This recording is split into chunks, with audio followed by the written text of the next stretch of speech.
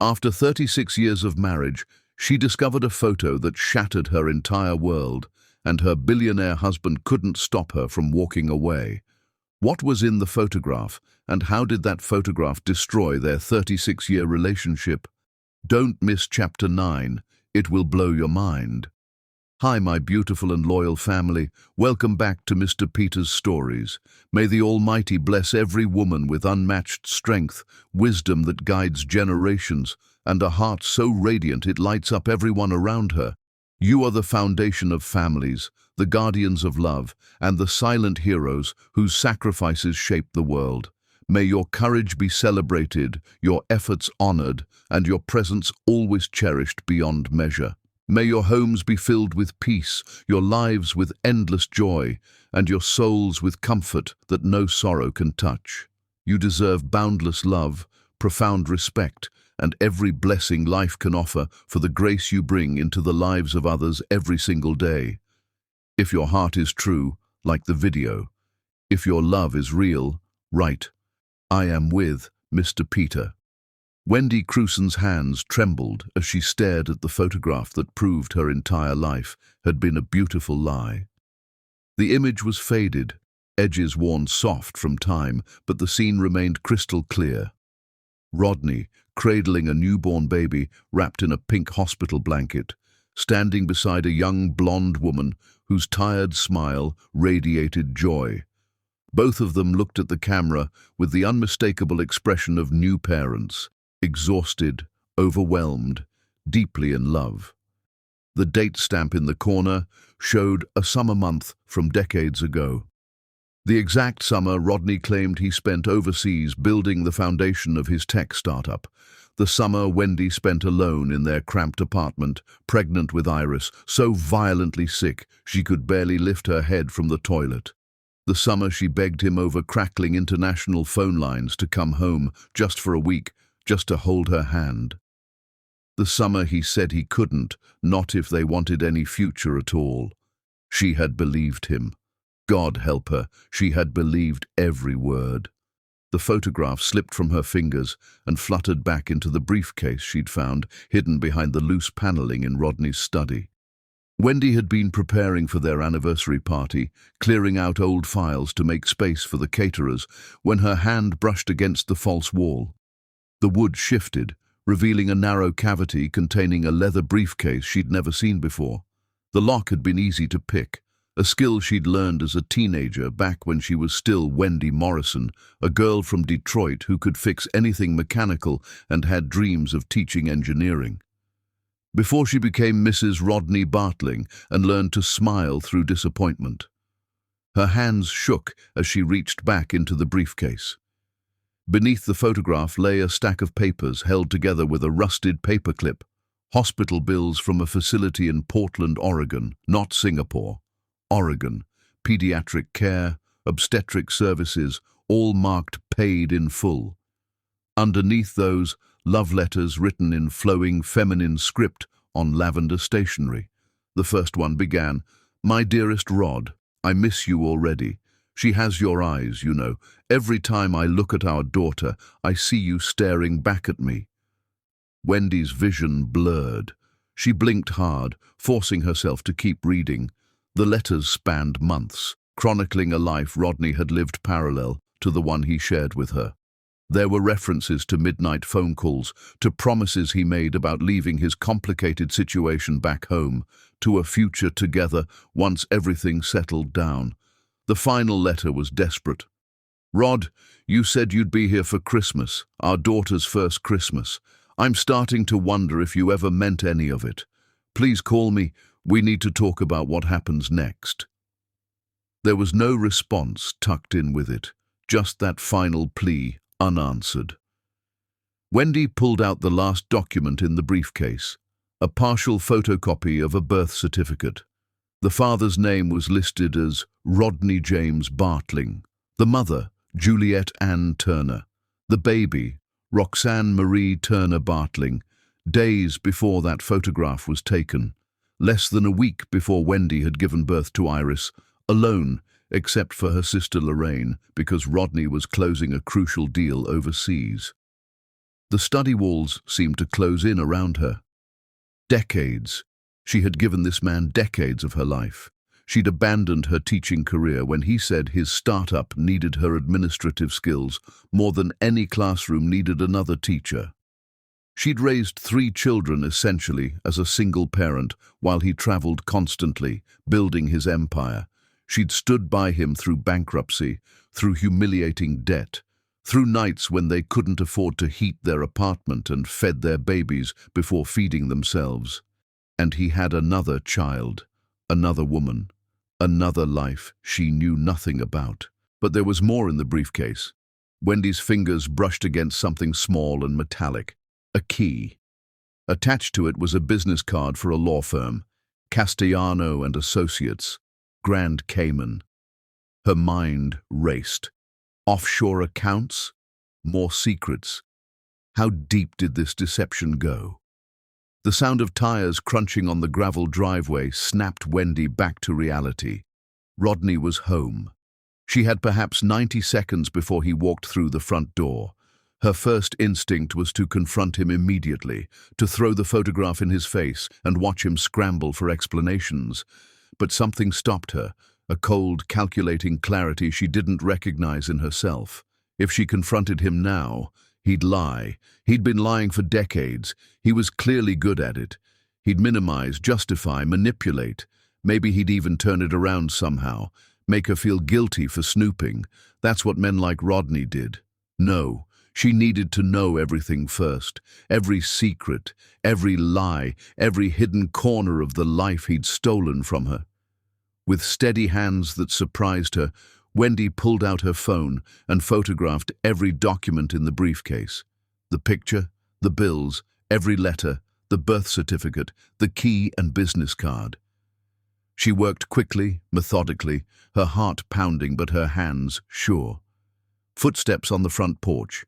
She shoved everything back into the briefcase exactly as she'd found it, closed the lock, and slid it back into the hidden cavity. The wood panel clicked into place just as she heard Rodney's key turning in the front door. Wendy stood, smoothed her blouse, and took a deep breath.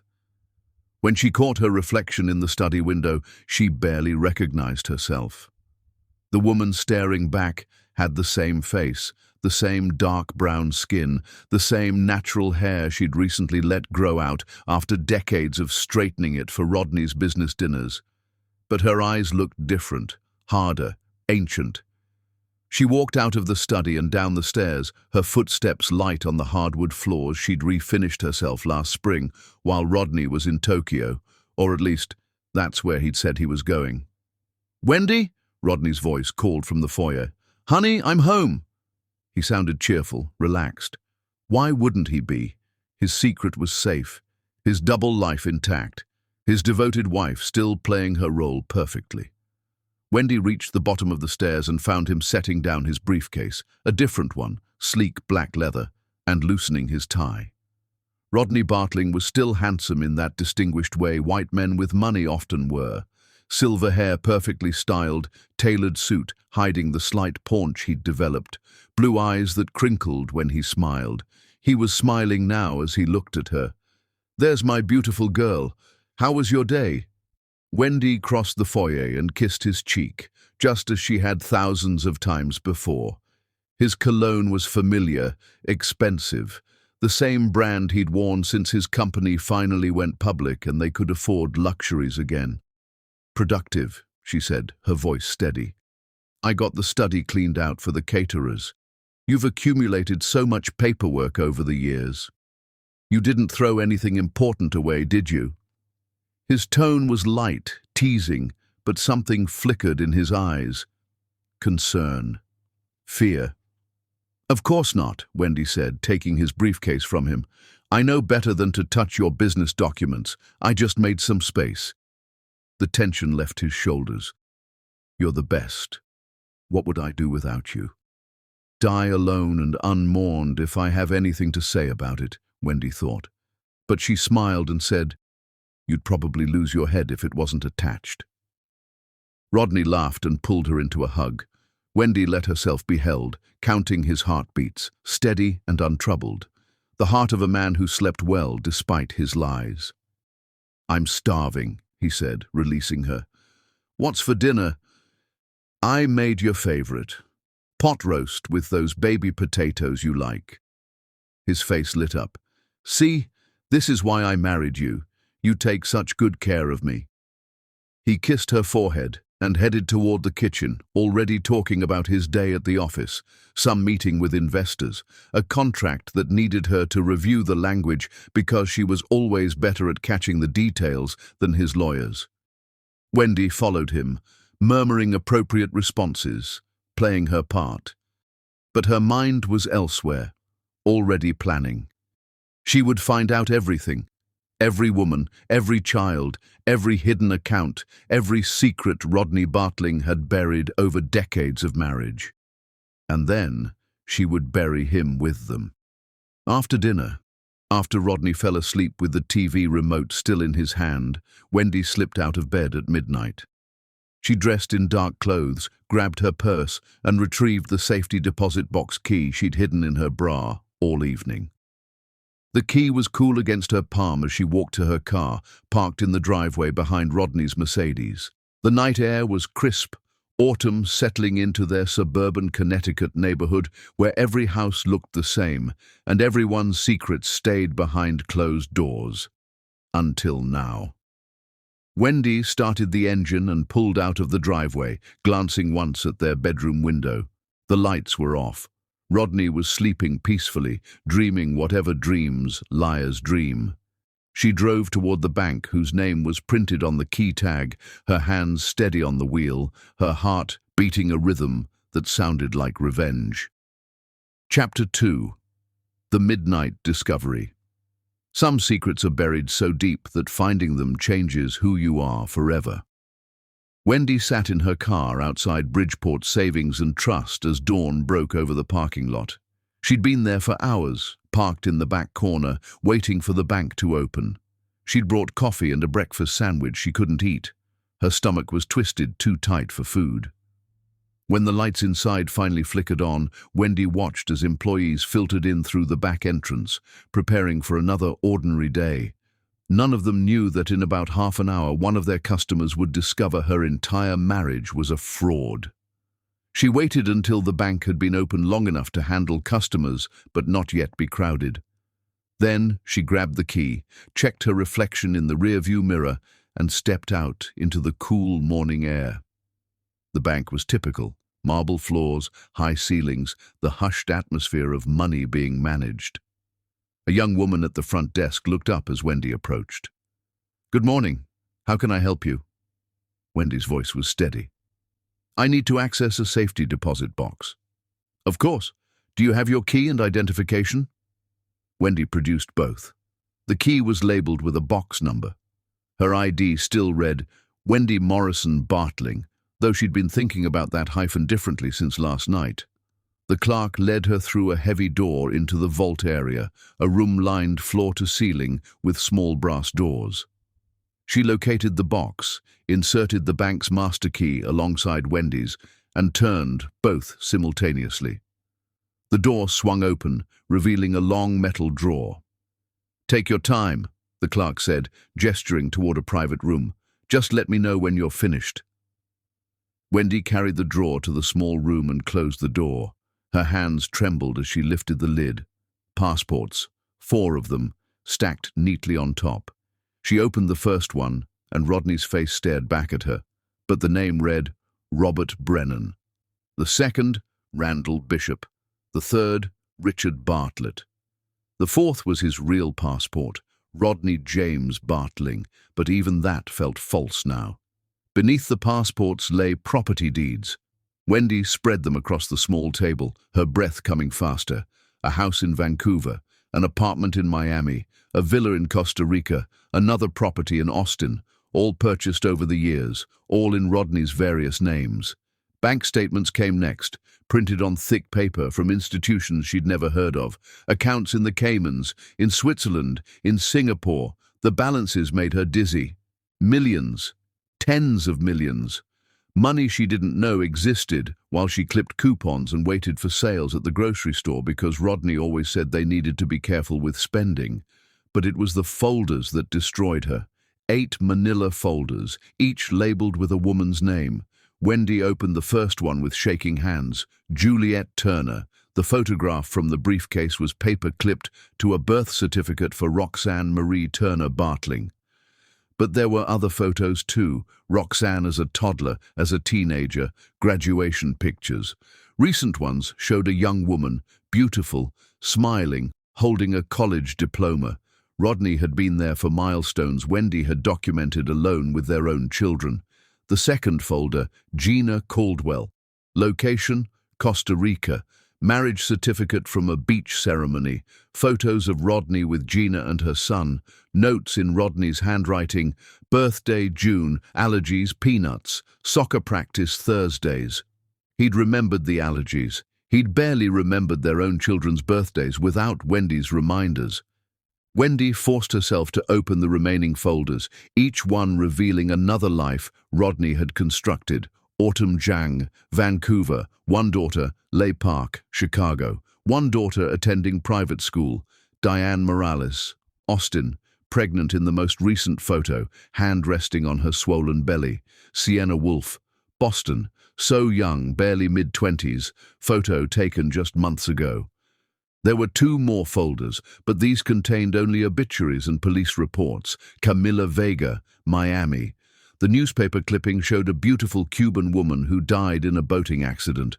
But someone, Rodney, had written in the margin, spoke to M.E., case closed, accidental. The last folder held only a missing person poster, Nina Redmond, last seen in Seattle. The poster was yellowed with age, the edges brittle. Wendy's vision swam. She gripped the edge of the table, trying to breathe through the nausea rising in her throat. Her husband wasn't just a cheater. He was a bigamist, possibly multiple times over. He had children scattered across continents. He'd amassed a fortune while telling her they couldn't afford to fix the leaking roof. And 2 women connected to him were dead or missing. A knock on the door startled her.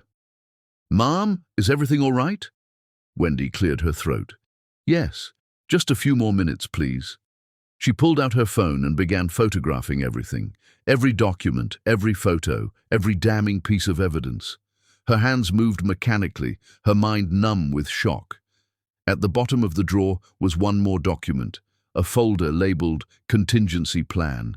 Inside were tickets for a flight to Buenos Aires, Argentina, departing next month. Only Rodney's name, one way. He was planning to disappear.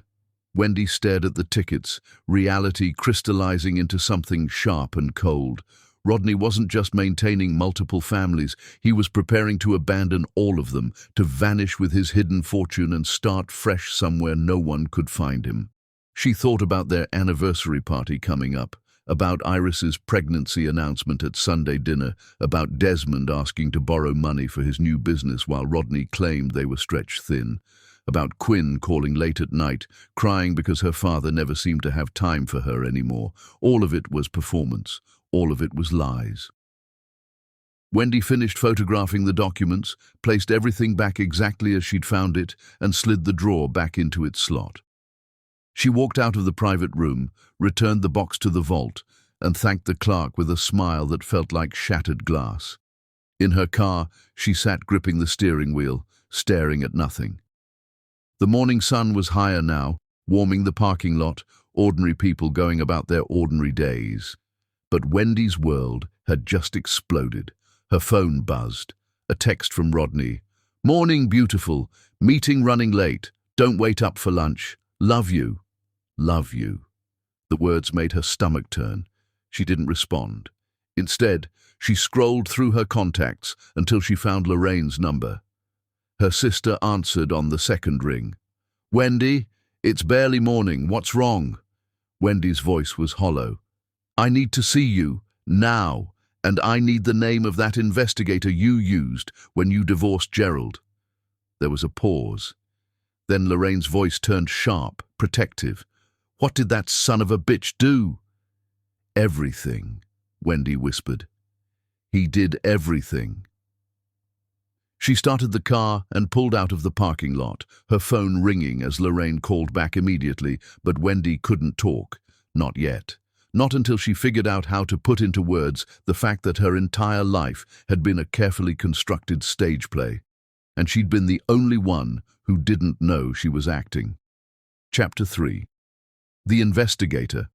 Hiring someone to destroy your own life takes a special kind of courage or desperation. Malcolm Reeves had the kind of face that inspired trust. Weathered but kind, with grey eyes that missed nothing and the patience of someone who'd spent a career waiting for criminals to make mistakes. His office in downtown Hartford was modest, cluttered with file folders and empty coffee cups, a space that spoke of competence over comfort. Wendy sat across from him, her hands folded in her lap, while Lorraine paced near the window like a caged animal ready to strike. "Tell me everything," Malcolm said, opening a fresh notebook. So Wendy did. She showed him the photographs on her phone, the original image of Rodney with baby Roxanne, every document from the safety deposit box, the passports, the property deeds, the folders full of other women, the tickets to Argentina. Malcolm's expression never changed as he studied each image, but his jaw tightened when he reached the folder about Camilla Vega's death. "This one," he said quietly, tapping the screen. "This bothers me." "The boating accident." Wendy's voice was barely a whisper. "I worked homicide for years before I went private. Accidental drownings get labeled that way when there's not enough evidence otherwise, but that doesn't mean they are." He looked up at Wendy. "Did your husband ever show any signs of violence?" Wendy wanted to say no immediately, but memory stopped her. She thought about the time Rodney punched a hole in their bedroom wall after a business deal fell through, the way he'd grabbed her arm hard enough to bruise when she questioned a large withdrawal from their account, how their dog Max had disappeared one summer after Rodney complained about the barking, and how Rodney had insisted Max ran away despite the locked fence. "Maybe," she admitted. "Nothing I recognized at the time." Lorraine stopped pacing. "Jesus, Wendy, did he hurt you?" "Not physically, not really. But he had this way of making you feel small, like you were always one mistake away from losing everything." Malcolm wrote something down. "That's control. Classic abuser behavior, just subtle enough that you normalize it." He looked back at the phone. "I'll need copies of everything you have. And I want to look into these other women, especially this missing person, Nina Redmond." "How long will it take?" Wendy asked. "To gather basic information? Maybe a week, but Mrs. Bartling, I need to ask you something important." Malcolm leaned forward. "Once you know the truth, all of it, you can't unknow it. Are you prepared for what we might find?" Wendy met his eyes. "I've spent decades not knowing the truth. I'm not afraid of it anymore." Malcolm nodded slowly. "Then we start digging. But you need to be careful at home. Don't let him suspect anything. Can you do that?" "I've been doing it my whole marriage," Wendy said. "What's a little longer?" She left Malcolm's office with a strange sense of purpose. Lorraine drove her back to her car at the bank, gripping her hand the entire way. "Stay with me," Lorraine urged. "You don't have to go back there tonight." But Wendy shook her head. "If I don't go home, he'll know something's wrong. I need to keep everything normal until Malcolm finds out what we're dealing with." "You're stronger than I ever gave you credit for," Lorraine said, her voice thick. "I should have seen what he was doing to you. He hid it from everyone. That was the point." Wendy squeezed her sister's hand. "But not anymore." That evening, Wendy returned home to find Desmond's car in the driveway. Her heart sank. She wasn't ready to face her children yet, not while carrying the weight of what she knew. Inside, she found Desmond in the kitchen with Rodney, both of them laughing over beers. Desmond's face lit up when he saw her. "Mom, Dad was just telling me about his trip next month. He says you guys are finally taking a real vacation." Wendy's blood turned to ice. She looked at Rodney, who met her gaze with a smile that didn't reach his eyes. That's right, Rodney said smoothly. Argentina.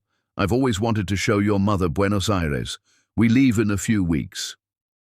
The lie rolled off his tongue so easily. Wendy wondered how many thousands of lies he'd told over the years, how many times she'd believed him without question. That sounds amazing, she heard herself say. You know I've always wanted to travel more. Desmond beamed. You deserve it, Mom. You guys have been working so hard. After Desmond left, Wendy and Rodney were alone. He moved closer, running his hand down her arm. You've been quiet lately, he said. Everything okay? Wendy forced herself not to flinch. Just tired. Planning the anniversary party has been more work than I expected. We could cancel it, Rodney suggested. Just go to dinner, the two of us. No, Wendy said quickly. Too quickly. She softened her tone. Everyone's already planning to come. Iris would be disappointed. Rodney studied her face for a long moment, and Wendy wondered if he could see through her performance. But then he shrugged and kissed her forehead. Whatever makes you happy, sweetheart. That night, Wendy lay awake, listening to Rodney breathe beside her. She thought about Juliet Turner, Gina Caldwell, Autumn Jang, Leigh Park, Diane Morales, Sienna Wolfe, all the women trapped in Rodney's web, believing his promises, waiting for him to choose them. She thought about Camilla Vega, who died when she threatened to expose him. She thought about Nina Redmond, who'd simply vanished. And she thought about the tickets to Argentina, about Rodney's plan to abandon everyone and disappear into a new life with a new name, leaving destruction in his wake. Not this time, Wendy promised herself. This time, you're the one who's going to disappear. Over the next week, Wendy became a ghost in her own life. She smiled at the right times, cooked Rodney's favorite meals, asked about his day. But every moment alone she was documenting. She photographed his computer when he left it unlocked. She recorded phone conversations when he stepped outside to take calls. She rifled through his wallet while he showered, copying down phone numbers and business cards. Malcolm called her regularly with updates, always when Rodney was at work. The investigation was revealing connections between the women, patterns of how Rodney had found them, seduced them, trapped them. Then Malcolm called with news that changed everything. I found her, he said. Juliet Turner. She's living just outside New Haven, less than an hour from your house. Wendy's grip tightened on the phone. Has she been there the whole time? According to property records, Rodney's been paying for that house since before their daughter was born. Wendy, he's been living a double life right in your backyard. Something inside Wendy cracked. All those business trips to New York, all those late nights at the office, all those times he'd been unreachable for hours. He'd been with them. I need her address, Wendy said. I don't think that's a good... Malcolm, the address. There was a pause. Then Malcolm gave it to her. That afternoon, Wendy told Rodney she was going shopping with Lorraine. Instead, she drove to New Haven, to a quiet neighborhood of modest homes, and parked across the street from the address Malcolm had given her. The house was small but well-maintained, with a tidy garden and a porch swing. A car sat in the driveway. A sedan, practical, unremarkable. Wendy waited. Half an hour later, a woman emerged. Blonde, probably close to Wendy's age now, though she'd been young in the photograph. She carried grocery bags, walking with the slightly tired gait of someone who'd been working hard all day. This was Juliet Turner, the woman who'd been sharing Wendy's husband for decades. Wendy's hands tightened on the steering wheel. She'd come here planning to confront Juliet, to scream at her, to make her understand the damage she'd caused. But watching Juliet struggle with her bags, seeing the small house, the modest car, the lack of any obvious wealth despite Rodney's millions, Wendy realized something. Juliet Turner wasn't living like a mistress. She was living like another wife, another prisoner of Rodney's lies. Before Wendy could talk herself out of it, she got out of her car and crossed the street. Juliet was opening her front door when Wendy called out, "Juliet Turner." The woman turned, saw Wendy, and her face went pale. For a long moment, they just stared at each other. Then Juliet whispered, "You're her. You're Rodney's wife." "So are you," Wendy said. "We need to talk." Chapter 4. The Daughter. Learning your husband has a secret child is devastating. Learning she's been 10 minutes away for decades is unbearable. Juliet Turner's kitchen smelled like coffee and cinnamon, warm and lived in, the kind of space that told stories about the woman who inhabited it. Photographs lined the walls, mostly of a young woman at various ages, progressing from infant to adult. Roxanne, Wendy realized. Rodney's daughter. Her husband's other child. They sat across from each other at a small wooden table, two women connected by betrayal, neither quite knowing where to begin. Juliet spoke first, her voice raw. "How long have you known?" "Less than 2 weeks. I found a photograph." Wendy pulled out her phone, showing Juliet the image from the briefcase. This was hidden in his study. Juliet's eyes filled with tears. "He said he destroyed all of those. He told me it was safer if nothing existed." "He lied," Wendy said flatly. "That seems to be his specialty." Juliet laughed bitterly. "You have no idea." She stood, poured them both coffee, and sat back down with the weariness of someone about to confess sins that weren't hers. "He told me you two were separated, that you were only together for the children, that the marriage was dead but you wouldn't divorce him because of your religious beliefs." Wendy felt something crack inside her chest. "I'm not religious. We've never been separated." "I know that now," Juliet whispered. "But back then, I was young and stupid and desperate to believe someone like him could actually want someone like me." She told her story haltingly, painfully.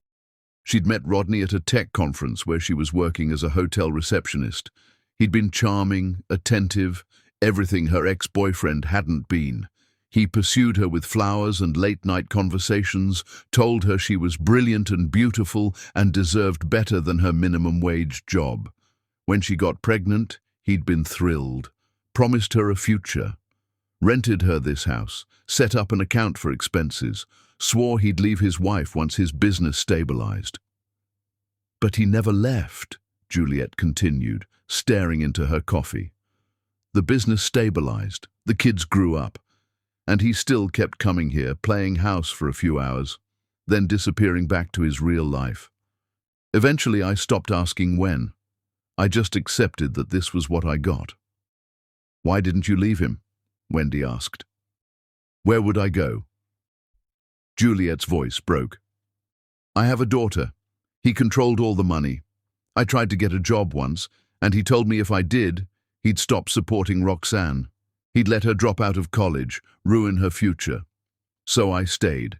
I stayed in this house, in this half-life, waiting for scraps of attention from a man who never belonged to me." Wendy saw herself reflected in Juliet's words. Different prisons, same warden. "Does Roxanne know?" Wendy asked. "About me?" "She knows he's married. He told her eventually, when she got old enough to ask questions. She hates him for it, but she loves him too. It's complicated." The front door opened suddenly and both women turned. A young woman stepped inside, stopping dead when she saw Wendy. She looked exactly like Rodney, the same blue eyes, the same sharp cheekbones, the same expression of carefully controlled surprise. "Mom," Roxanne's voice was uncertain. "Who's this?" Juliet stood, reaching for her daughter. "Roxanne, this is Wendy Bartling. She's Dad's wife," Roxanne finished, her jaw tightening. "I recognize you from photos. He keeps one in his wallet." She laughed harshly. "Right next to the one of me." Wendy stood, unsure what to say. This young woman was Rodney's daughter, her children's half-sister, and a stranger all at once. "I didn't come here to cause problems," Wendy started, but Roxanne cut her off. "Problems? Lady, you are the problem. You're the reason my father only shows up here once a week. You're the reason my mom has been sitting in this house for my entire life, waiting for a man who never chooses her." "Roxanne, stop!" Juliet's voice was firm. "This isn't her fault." "Isn't it?" Roxanne's eyes blazed. "She's the legitimate one, the real wife. We're just the secret he keeps.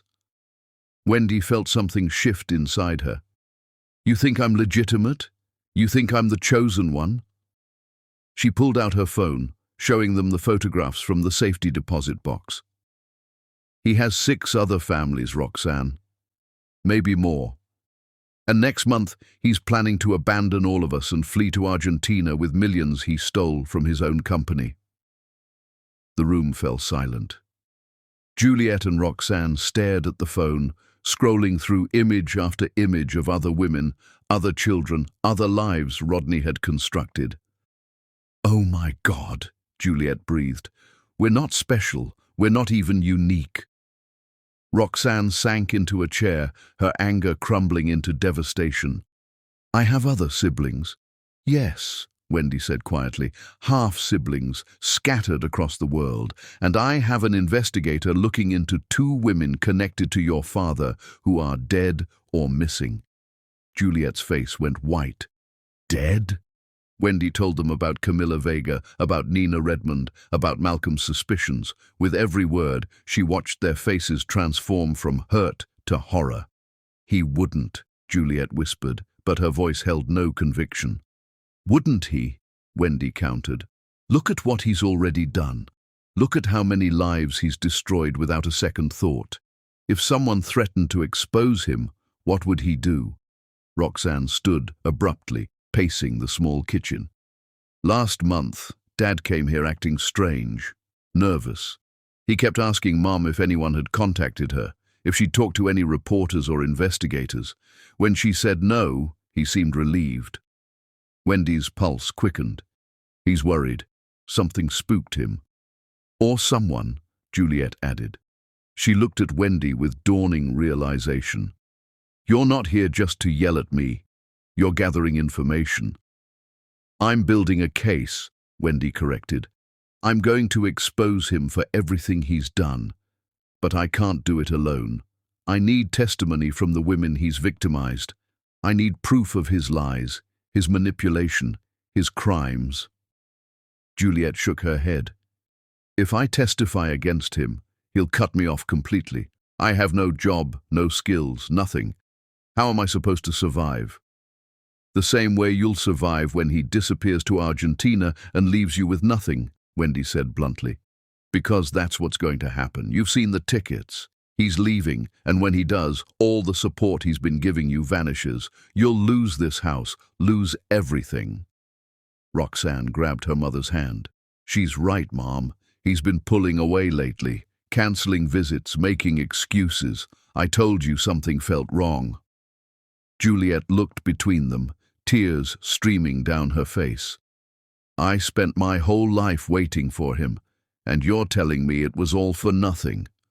"Not nothing," Wendy said gently. "You have Roxanne, that's something. But Juliet, he needs to pay for what he's done. To you, to me, to all of us." There was a long silence. Then Roxanne spoke, her voice steady despite her tears. "I want to help. Tell me what you need." Wendy felt something loosen in her chest. "Everything. Bank statements, texts, emails, any proof of his promises, recordings if you have them, documentation of the support he's provided, and any threats he's made." "He's threatened Mom plenty," Roxanne said grimly. "Always subtle, always disguised as concern, but it's control." "Then we document it," Wendy said. "All of it." Juliet finally nodded, wiping her eyes.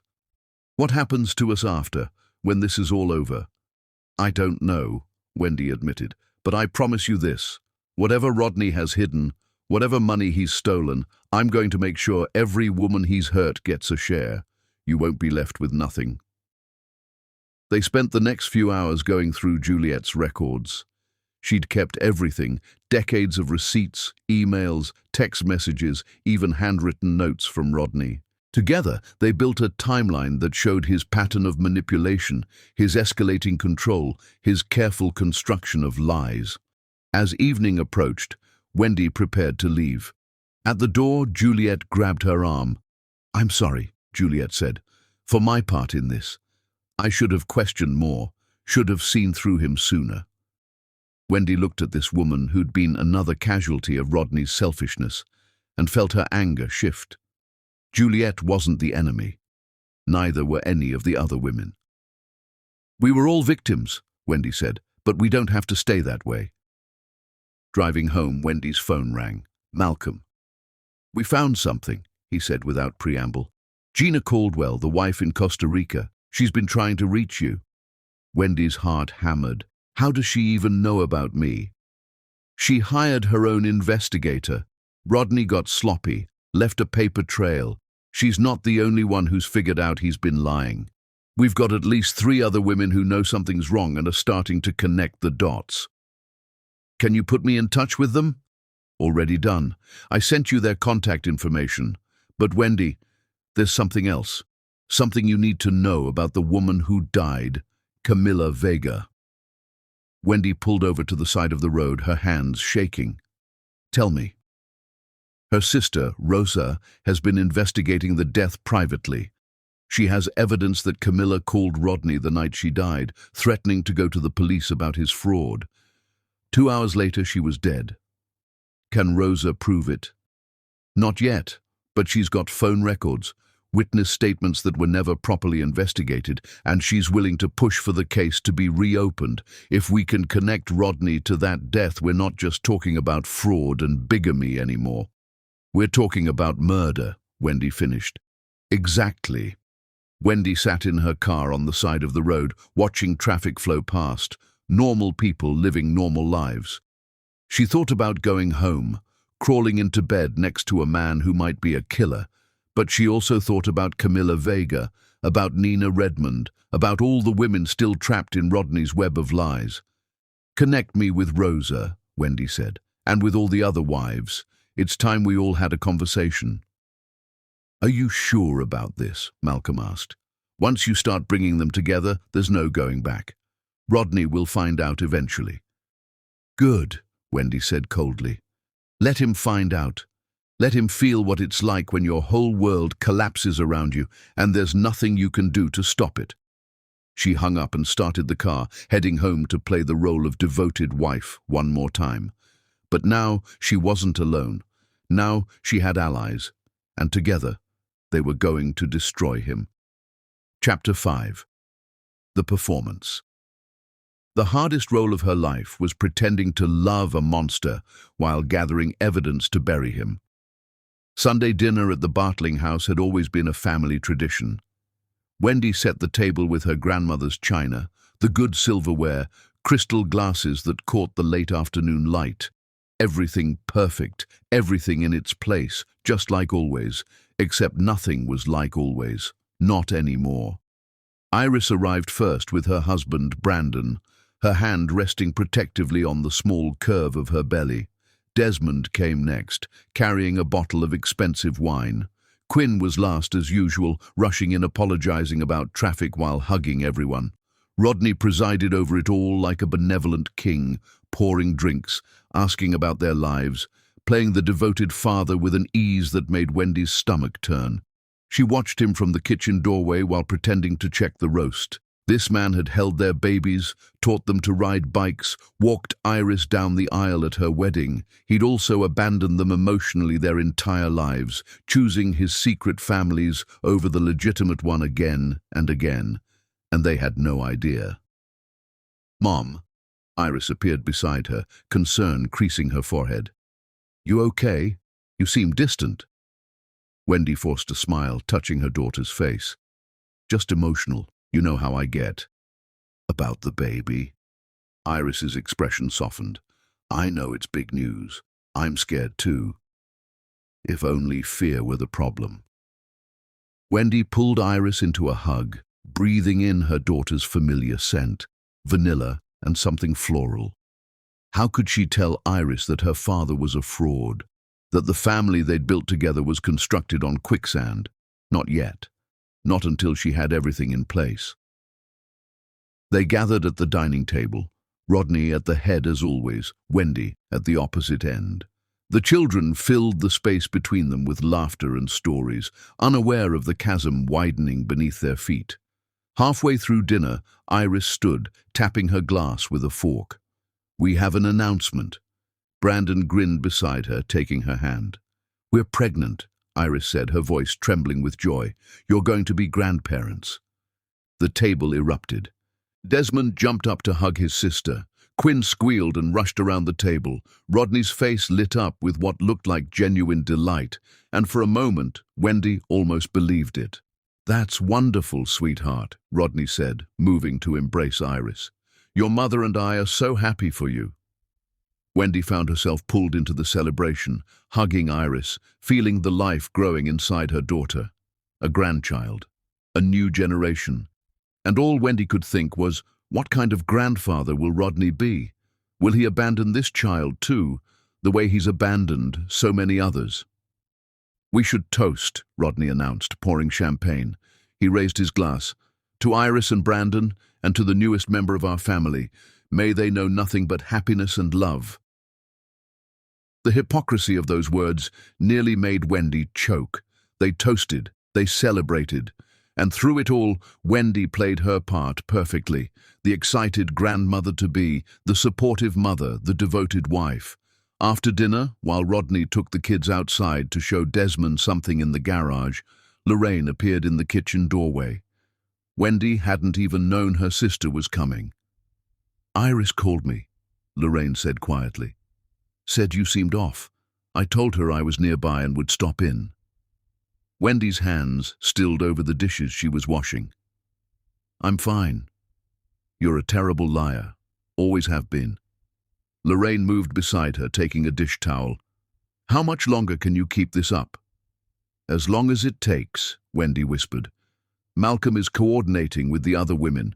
We're building an airtight case, but I need more time." "Time for what?" "Wendy, that man is planning to leave the country. What if he goes sooner than you think?" "He won't. His tickets are for next month, and he still thinks I'm going with him. He has no idea I know anything." Lorraine's jaw tightened.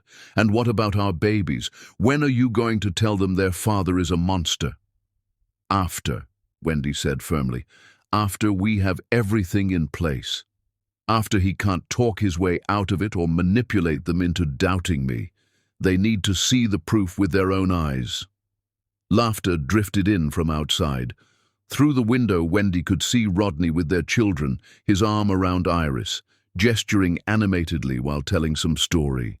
They looked happy, whole. It was all about to shatter. "I talked to Juliet again this morning," Wendy continued. "She's connected me with two of the other women, Gina in Costa Rica and Autumn in Vancouver. They're both ready to testify.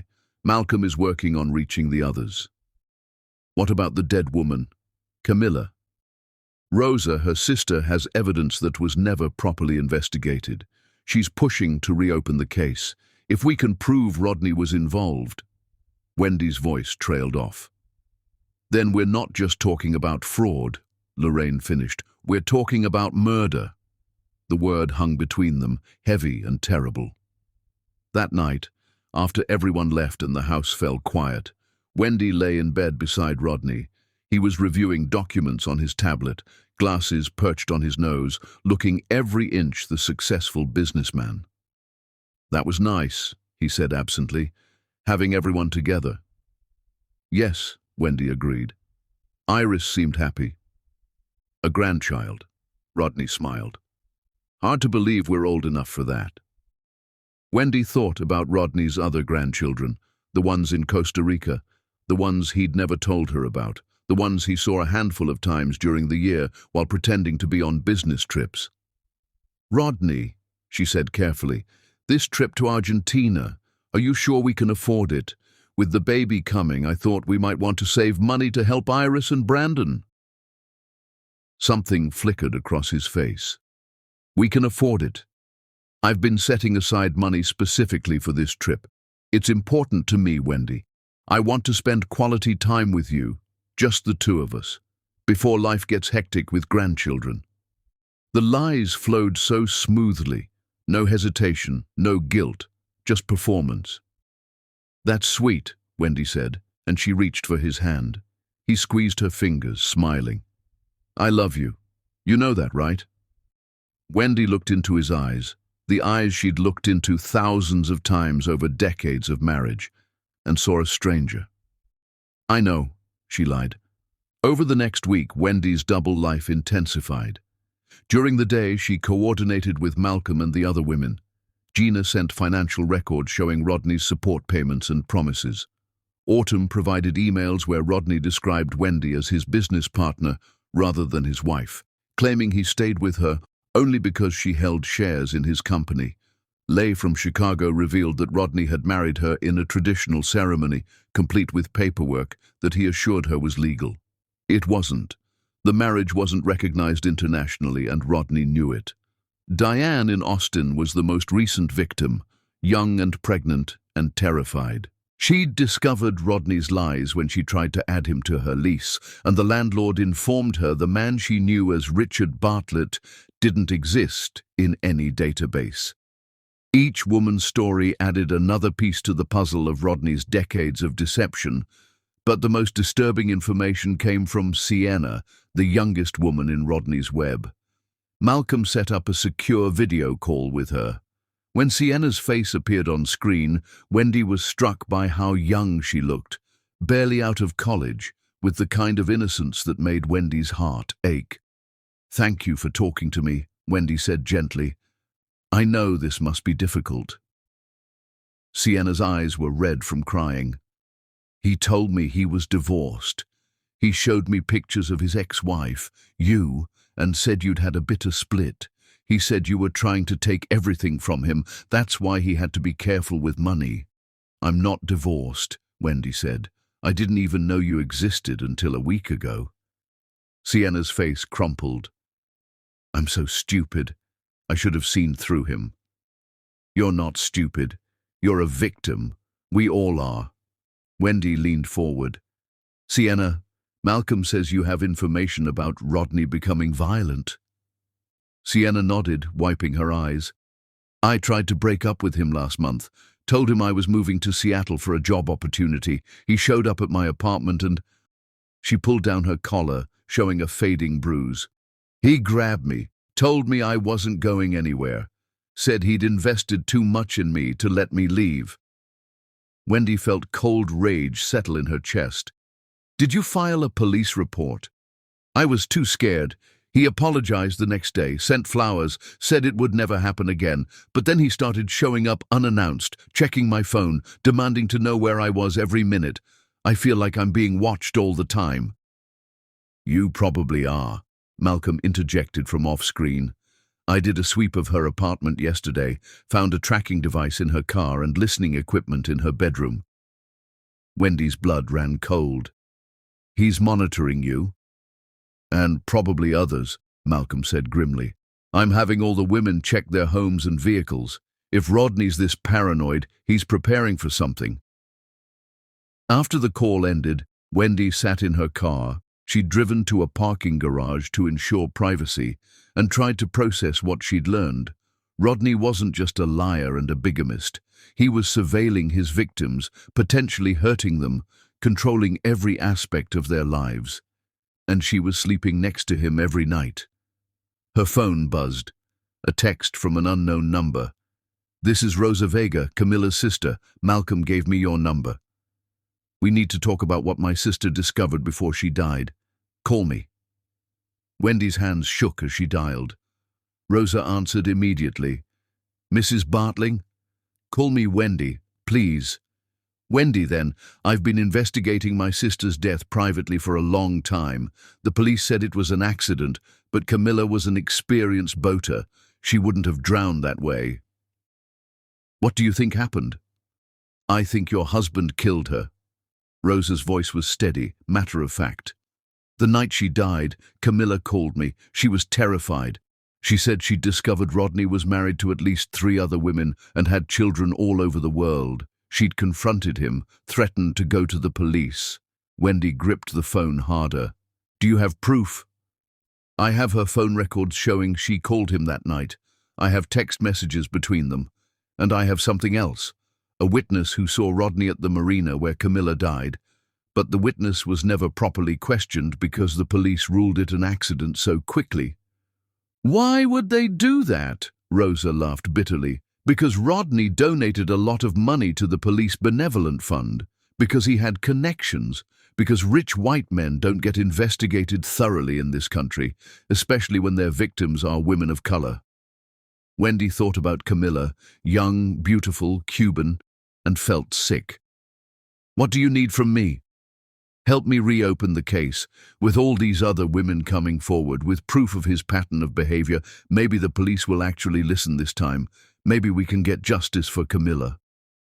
I'll do whatever it takes, Wendy promised.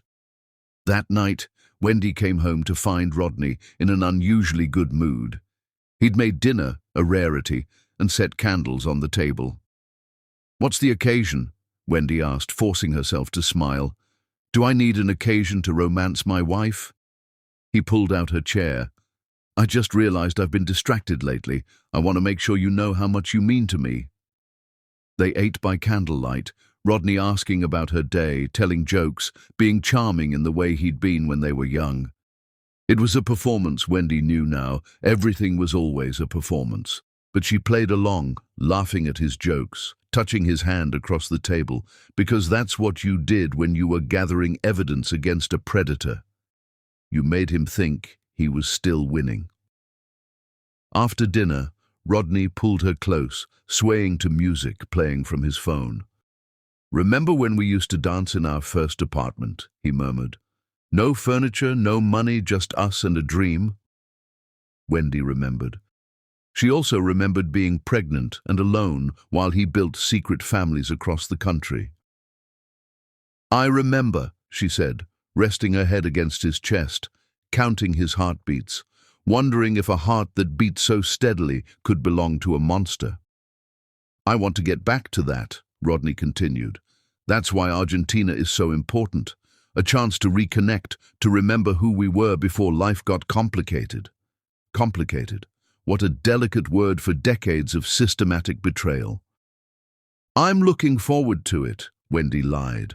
Later, lying in the dark, Rodney's arm heavy across her waist, Wendy's phone buzzed with a text from Malcolm. Meeting tomorrow, all the women together. It's time to plan how we take him down. Wendy deleted the message and closed her eyes. Soon, she promised herself. Very soon, Rodney Bartling would discover what happened when you built an empire on lies. It collapsed, burying you in the rubble. Chapter 6. The newest victim saving a stranger from your husband's web might be the only thing that makes you feel human again. The address Malcolm had given Wendy led to a small apartment complex in a rundown part of Boston. The building was shabby, paint peeling, with the kind of wear that spoke of landlords who didn't care and tenants who couldn't afford better. Wendy sat in her car, gathering courage. Malcolm had found surveillance footage showing Rodney visiting this address regularly over the past several months. The apartment belonged to Sienna Wolfe, the young woman they'd spoken to on the video call. But there was something Malcolm hadn't told Sienna. Rodney had visited her apartment the previous night, late, and he'd stayed for several hours. Wendy didn't know what she'd find when she knocked on that door, but she knew she had to try. She climbed the stairs to the third floor, found apartment number 12, and knocked. No answer. She knocked again, harder this time. Go away. The voice was muffled, thick with tears or sleep or both. Sienna, my name is Wendy Bartling. We spoke on the phone. I need to talk to you, please. A long silence. Then the sound of locks turning. The door opened a crack, revealing a young woman with dark circles under her eyes and a fresh bruise blooming on her cheek. He came back, Sienna whispered. Wendy felt cold fury wash over her. Can I come in? Sienna stepped aside, and Wendy entered a small studio apartment that was barely furnished. The only personal touches were some framed photographs and a bookshelf overflowing with textbooks. On the floor near the door, glass glittered from a broken picture frame. What happened? Wendy asked gently.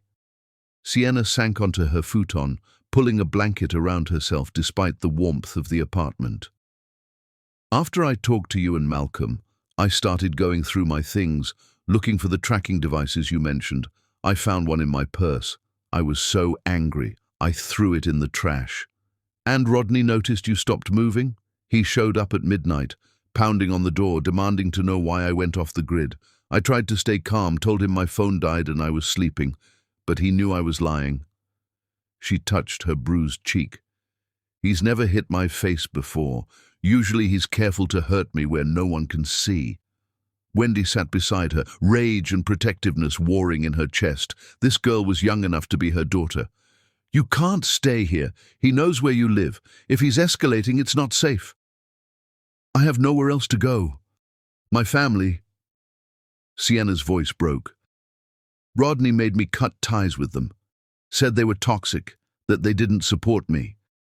I believed him. I always believe him. You're not alone anymore, Wendy said firmly. I have a plan, but I need you to trust me. Over the next hour, Wendy helped Sienna pack essentials. While Sienna gathered clothes, Wendy called Lorraine. I need a favor, Wendy said. A big one. Name it. I'm bringing someone to your house. She can't stay long, maybe a week or two, but she needs somewhere safe, somewhere Rodney doesn't know about. There was a pause. Another wife? Another victim, Wendy corrected. She's half my age, and he's been hurting her. Bring her now, Lorraine said immediately. I've got a spare room and a security system, and if that bastard shows up here, I'll introduce him to my shotgun. Wendy had never loved her sister more. They were packing Sienna's laptop when someone knocked on the door. Both women froze. Sienna, Rodney's voice muffled but unmistakable. Open up, sweetheart. I brought breakfast. I want to apologize for last night. Wendy's heart hammered. She looked at Sienna, who'd gone pale with terror. The fire escape, Sienna whispered, pointing to the window. What about your things? Leave them. Please, we have to go now. They moved quickly, quietly. Wendy helped Sienna through the window onto the metal fire escape, while Rodney continued knocking, his voice growing more insistent. Sienna, I know you're in there. Your car's in the lot. Come on, don't be childish. They descended the fire escape, Sienna moving with the practiced ease of someone who'd done this before. That realization made Wendy's stomach turn. How many times had this girl escaped her own apartment to avoid Rodney? They reached the ground and ran to Wendy's car. Wendy started the engine with shaking hands, pulling out of the parking lot just as she saw Rodney's Mercedes turning in. Get down, Wendy hissed, and Sienna ducked below the dashboard. They passed Rodney's car. Wendy kept her eyes forward, her hands steady on the wheel, her heart pounding so hard she thought it might burst. In her rearview mirror, she saw Rodney's car parked near the building.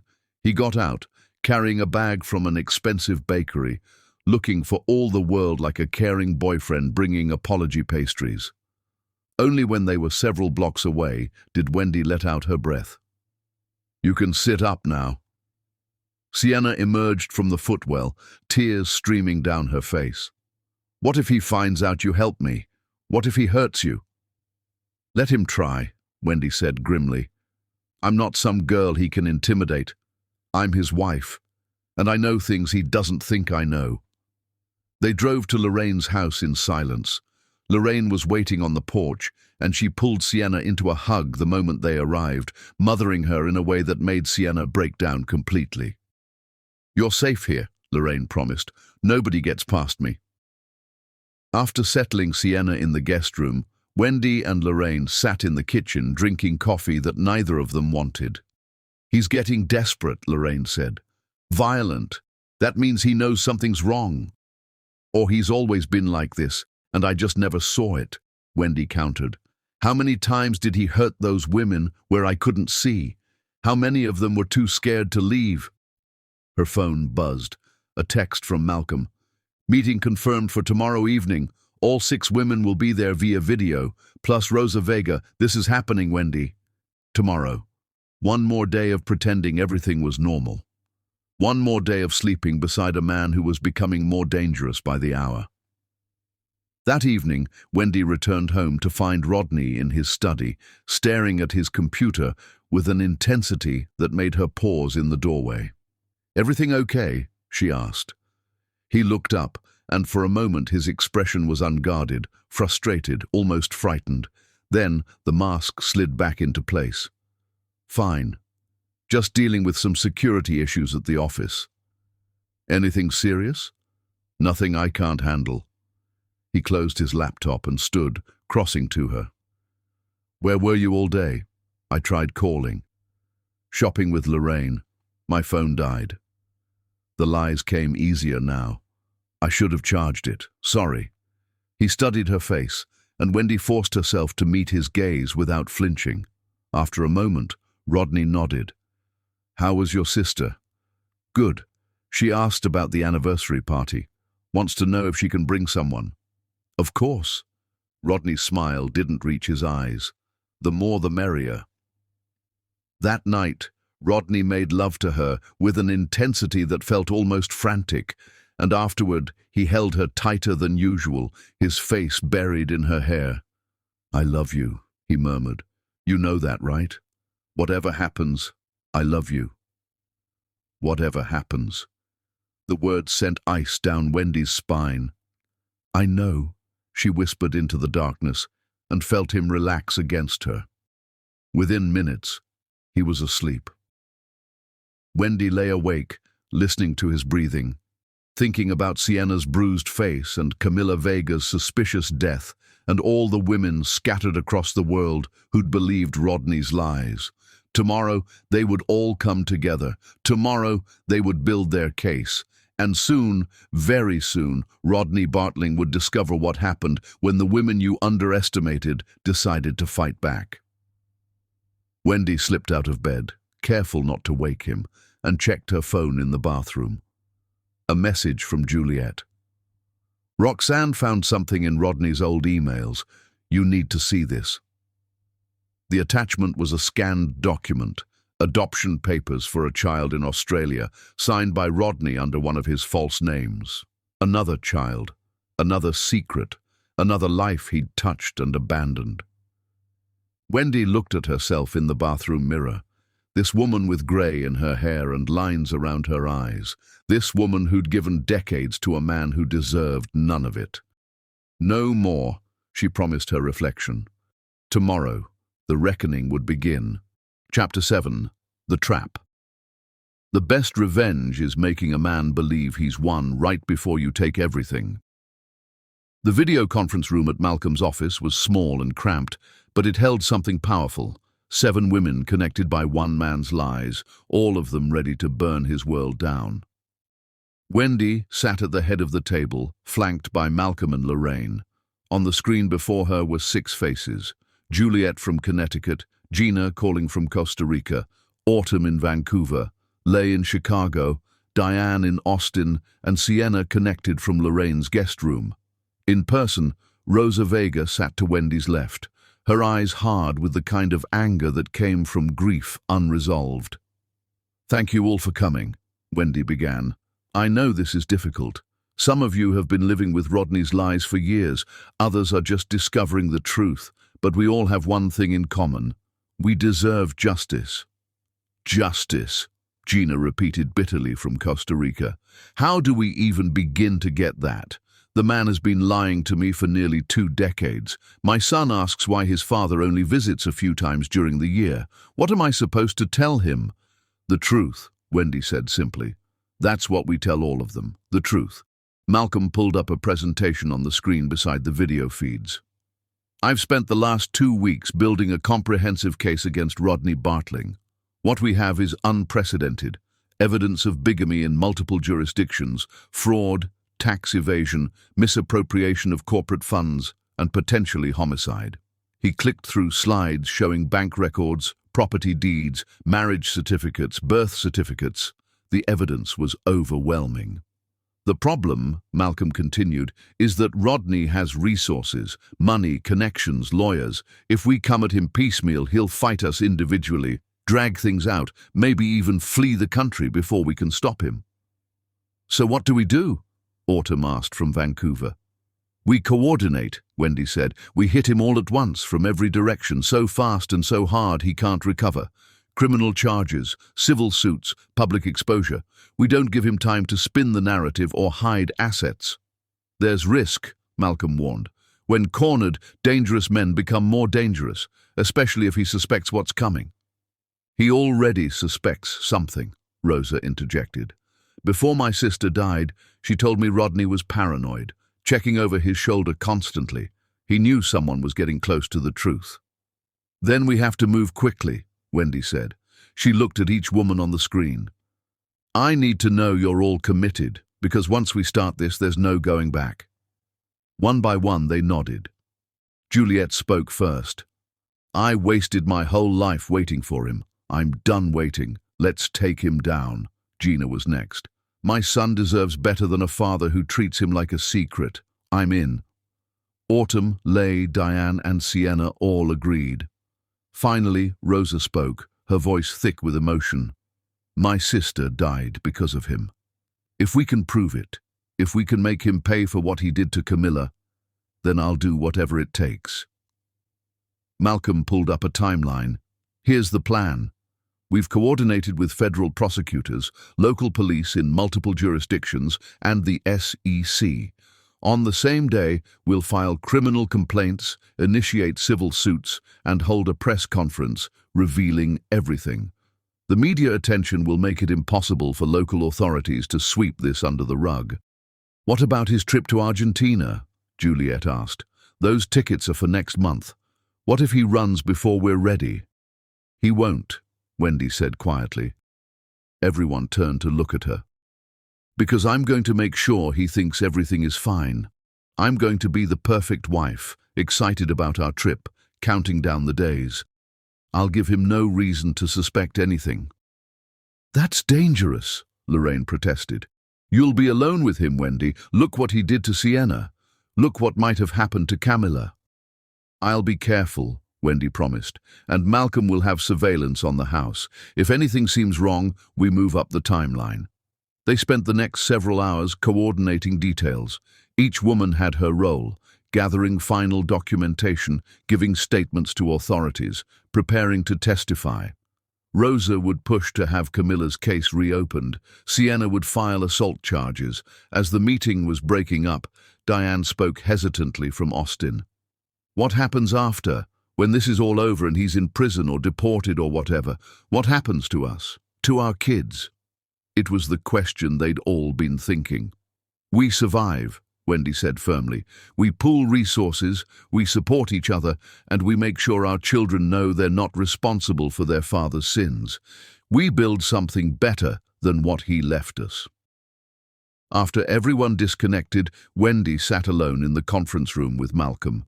She felt exhausted, hollowed out, but also strangely energized. "You're sure about this?" Malcolm asked. "Playing the devoted wife while we build the case?" "It's the only way. If Rodney suspects I know anything, he'll run. He's probably already planning escape routes, backup identities. I need to keep him comfortable, keep him thinking his secrets are safe. And if he hurts you?" Wendy met his eyes. "Then you'll have one more crime to charge him with." That evening, Wendy stopped at the store on her way home, buying ingredients for Rodney's favorite meal. She was going to be the perfect wife for the next few weeks, attentive, loving, excited about their future. She was going to give him exactly enough rope to hang himself with. At home, Rodney greeted her with a kiss, helping carry in groceries. "What's all this?" "I'm making your favorite tonight. I thought we could have a nice dinner, just the two of us. Practice for Argentina."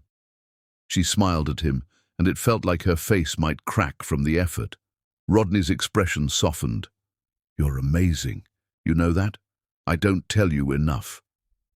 Over dinner, Wendy played her part perfectly. She asked about his day, laughed at his stories, touched his hand across the table. She told him how excited she was about their trip, how she'd been researching Buenos Aires and had a list of places she wanted to visit. Rodney visibly relaxed. Whatever paranoia had been plaguing him seemed to ease. He even pulled out his tablet and showed her pictures of the hotel he'd booked, a luxury suite with a view of the city. What he didn't know was that Malcolm had already discovered the hotel had only one booking under Rodney's name, a single room, not a suite, and the reservation ended after 3 days. After that, the trail went cold. Rodney had never planned to stay in Buenos Aires. It was just another stop on his way to disappearing completely. "It's beautiful," Wendy said, looking at the photos. "We're going to have an amazing time." That night, Rodney was tender with her, and Wendy hated herself for being able to respond, for letting her body perform when her mind was screaming. But this was necessary. This was survival. Afterward, as Rodney slept peacefully beside her, Wendy checked her phone under the covers.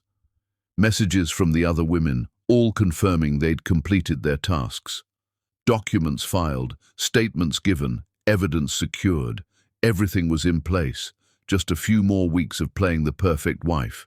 Just a little longer pretending her world wasn't burning down around her. Then justice. The next morning, Wendy woke to find Rodney already dressed, looking stressed as he stared at his phone.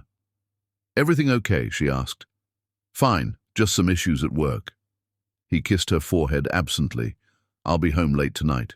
Don't wait up." After he left, Wendy called Malcolm. "He's rattled. Something spooked him." "One of the other women might have said something," Malcolm said, "or he's noticed unusual activity in his accounts. I've had forensic accountants looking into his finances. He might be seeing the walls closing in." "Do we move up the timeline?" "Not yet. We stick to the plan. But Wendy, be careful. If he's feeling cornered—" "I know," Wendy said. "Cornered animals are the most dangerous." That evening, Rodney came home reeking of whiskey and fear. He'd been drinking, something he rarely did. His movements were jerky, his eyes darting. "Bad day?" Wendy asked, keeping her voice light. "Someone's been asking questions about me, about the business. One of my partners mentioned an investigator poking around, asking about my travel schedule, where I go, who I see." He looked at her with sudden intensity. "You haven't talked to anyone, have you? Any reporters or investigators?" Wendy kept her expression carefully neutral. "Of course not. Why would I?" "I don't know. I just—" He ran his hands through his hair. "Something feels wrong, like everything's about to fall apart." "You're just stressed," Wendy soothed, moving to him. "Come on, let's get you some coffee. You'll feel better after you eat something." She guided him to the kitchen, playing the concerned wife, all while her mind raced. He was starting to suspect. They were running out of time. That night, while Rodney finally slept off the alcohol, Wendy sent a message to Malcolm. "We need to move, soon. He knows something's wrong." Malcolm's response came immediately. "Give me 1 week. That's all I need. Can you hold him off that long?" Wendy looked at her husband, sprawled across their bed, his face slack in sleep. This man who'd stolen decades of her life, who'd built an empire of lies on the backs of women who'd trusted him. 1 more week of pretending, 1 more week of being the perfect wife. She could do it. She had to. 1 week, she typed back. Then we end this. Chapter 8. The Unraveling. The best revenge is served cold, in front of everyone who believed your lies. The evening of the anniversary party arrived with perfect weather. Warm autumn air, leaves turning gold, the kind of night made for celebration. Wendy stood in her kitchen, supervising caterers, checking flower arrangements, making sure every detail was flawless. It was, after all, the last party she'd ever throw as Rodney Bartling's wife. The guest list was extensive, their children and their families, Rodney's business partners, friends from the neighborhood, Lorraine and her friends, extended family from both sides. Nearly 100 people all gathered to celebrate over 3 decades of what everyone believed was a strong marriage. Only a handful of people knew the truth. Malcolm, positioned near the back with a legal team. Lorraine, her face set in grim determination. And surprisingly, Juliet and Roxanne, who'd arrived early and were helping in the kitchen. When Wendy had invited them, Juliet had been stunned. "You want me at your anniversary party?" "I want everyone who matters at this party," Wendy had said. "And whether I like it or not, you're part of this story. You deserve to see how it ends." Now Juliet moved through the kitchen with quiet efficiency, and when their eyes met, there was understanding there, solidarity, the bond of women who'd survived the same monster. Rodney appeared in his best suit, looking handsome and distinguished, the picture of a successful man celebrating his marriage. He pulled Wendy close, kissing her cheek. "You look beautiful," he said. "Thank you for putting all this together." "Anything for you," Wendy replied, and meant it in a way he'd never understand. Guests began arriving, filling the house with laughter and conversation. Iris came with Brandon, her hand protectively over her belly. Desmond arrived with a new girlfriend. Quinn brought flowers. Everyone hugged and chatted, oblivious to the bomb about to detonate in their midst. Midway through the evening, Wendy clinked her glass, calling for attention. The room quieted, all eyes turning to her. "Thank you all for coming tonight," she began, her voice steady. "Rodney and I are so grateful to have you here to celebrate with us." Rodney smiled at her from across the room, raising his glass. "Marriage is built on trust," Wendy continued, "on honesty, on two people choosing each other every day through good times and bad, on promises kept and vows honored." People nodded, some dabbing at tears already. "Which is why," Wendy said, her voice hardening, "I need to tell you all the truth about what we're really celebrating tonight." Rodney's smile faltered. Something flickered in his eyes, warning, fear. "What are you doing?" he asked quietly. "Telling the truth." Wendy pulled out a remote and activated the large screen she'd had installed that afternoon, claiming it was for a photo slideshow. Instead, the screen displayed the photograph that had started everything, Rodney holding baby Roxanne, standing beside Juliet. The room went silent. "This is Juliet Turner," Wendy said, gesturing to where Juliet stood near the kitchen door. "And this is her daughter, Roxanne Turner Bartling, Rodney's daughter, born while I was pregnant with Iris." Iris made a strangled sound. Desmond's face went white. Quinn started crying. "What the hell is this?" Rodney demanded, striding toward Wendy. "This is insane. Turn that off." But Wendy was just getting started. She clicked through more images, the passports with different names, property deeds, marriage certificates. "Rodney hasn't just been living a double life," Wendy continued. "He's been living 6 of them, 6 families, at least 8 children, multiple marriages, millions in hidden assets." The screen now showed photos of Gina with her son, Autumn with her daughter, Lay with her daughter, Diane pregnant, Sienna with her bruised face. Each of these women believed they were special, that Rodney would leave his complicated situation and choose them. He told them all the same lies, made them all the same promises. Rodney's business partners were staring at him with expressions of horror and disbelief. His mother had collapsed into a chair, sobbing into her hands. "You're lying," Rodney said, but his voice lacked conviction. "You're trying to destroy me." "I'm not destroying you," Wendy corrected. "I'm revealing you. There's a difference." She clicked to the next slide, bank statements showing the hidden accounts, the offshore money, the systematic theft from his own company. "While telling me we couldn't afford to fix our roof, Rodney was hiding tens of millions in accounts under false names. While I worked a second job to help pay off his business debts, he was buying villas in Costa Rica and apartments in Miami." Malcolm stepped forward from the back of the room. "Mr. Bartling, I'm Malcolm Reeves, private investigator. Everything Mrs. Bartling is showing you has been turned over to federal prosecutors and local authorities in multiple jurisdictions. Criminal complaints have been filed for fraud, bigamy, tax evasion, and assault." "Assault?" Rodney's face had gone ashen. Wendy clicked to a photo of Sienna's bruised face, then to police reports documenting injuries to multiple women. "You've hurt people," Wendy said. "You've controlled them, threatened them, and when they tried to leave, you made them pay for it." Iris pushed through the crowd, her face contorted with rage. "Dad, tell me this isn't true. Tell me you didn't do this." Rodney reached for her, but Iris jerked away. "Don't touch me." "Sweetheart, I can explain." "Explain what?" Desmond's voice was deadly quiet as he approached. Explain how you abandoned us our entire childhood for your other families. Explain why Mom raised us alone while you played father to strangers. Quinn was sobbing openly. I asked you to come to my school plays, to my graduation. You were always too busy, but you weren't busy. You were with them. Rodney looked around wildly, seeing his world collapse. His business partners were whispering among themselves, already calculating damage control. Friends and family wore expressions of shock and betrayal. This is all a misunderstanding, Rodney tried. Wendy, please, if we could just talk privately. No, Wendy said firmly.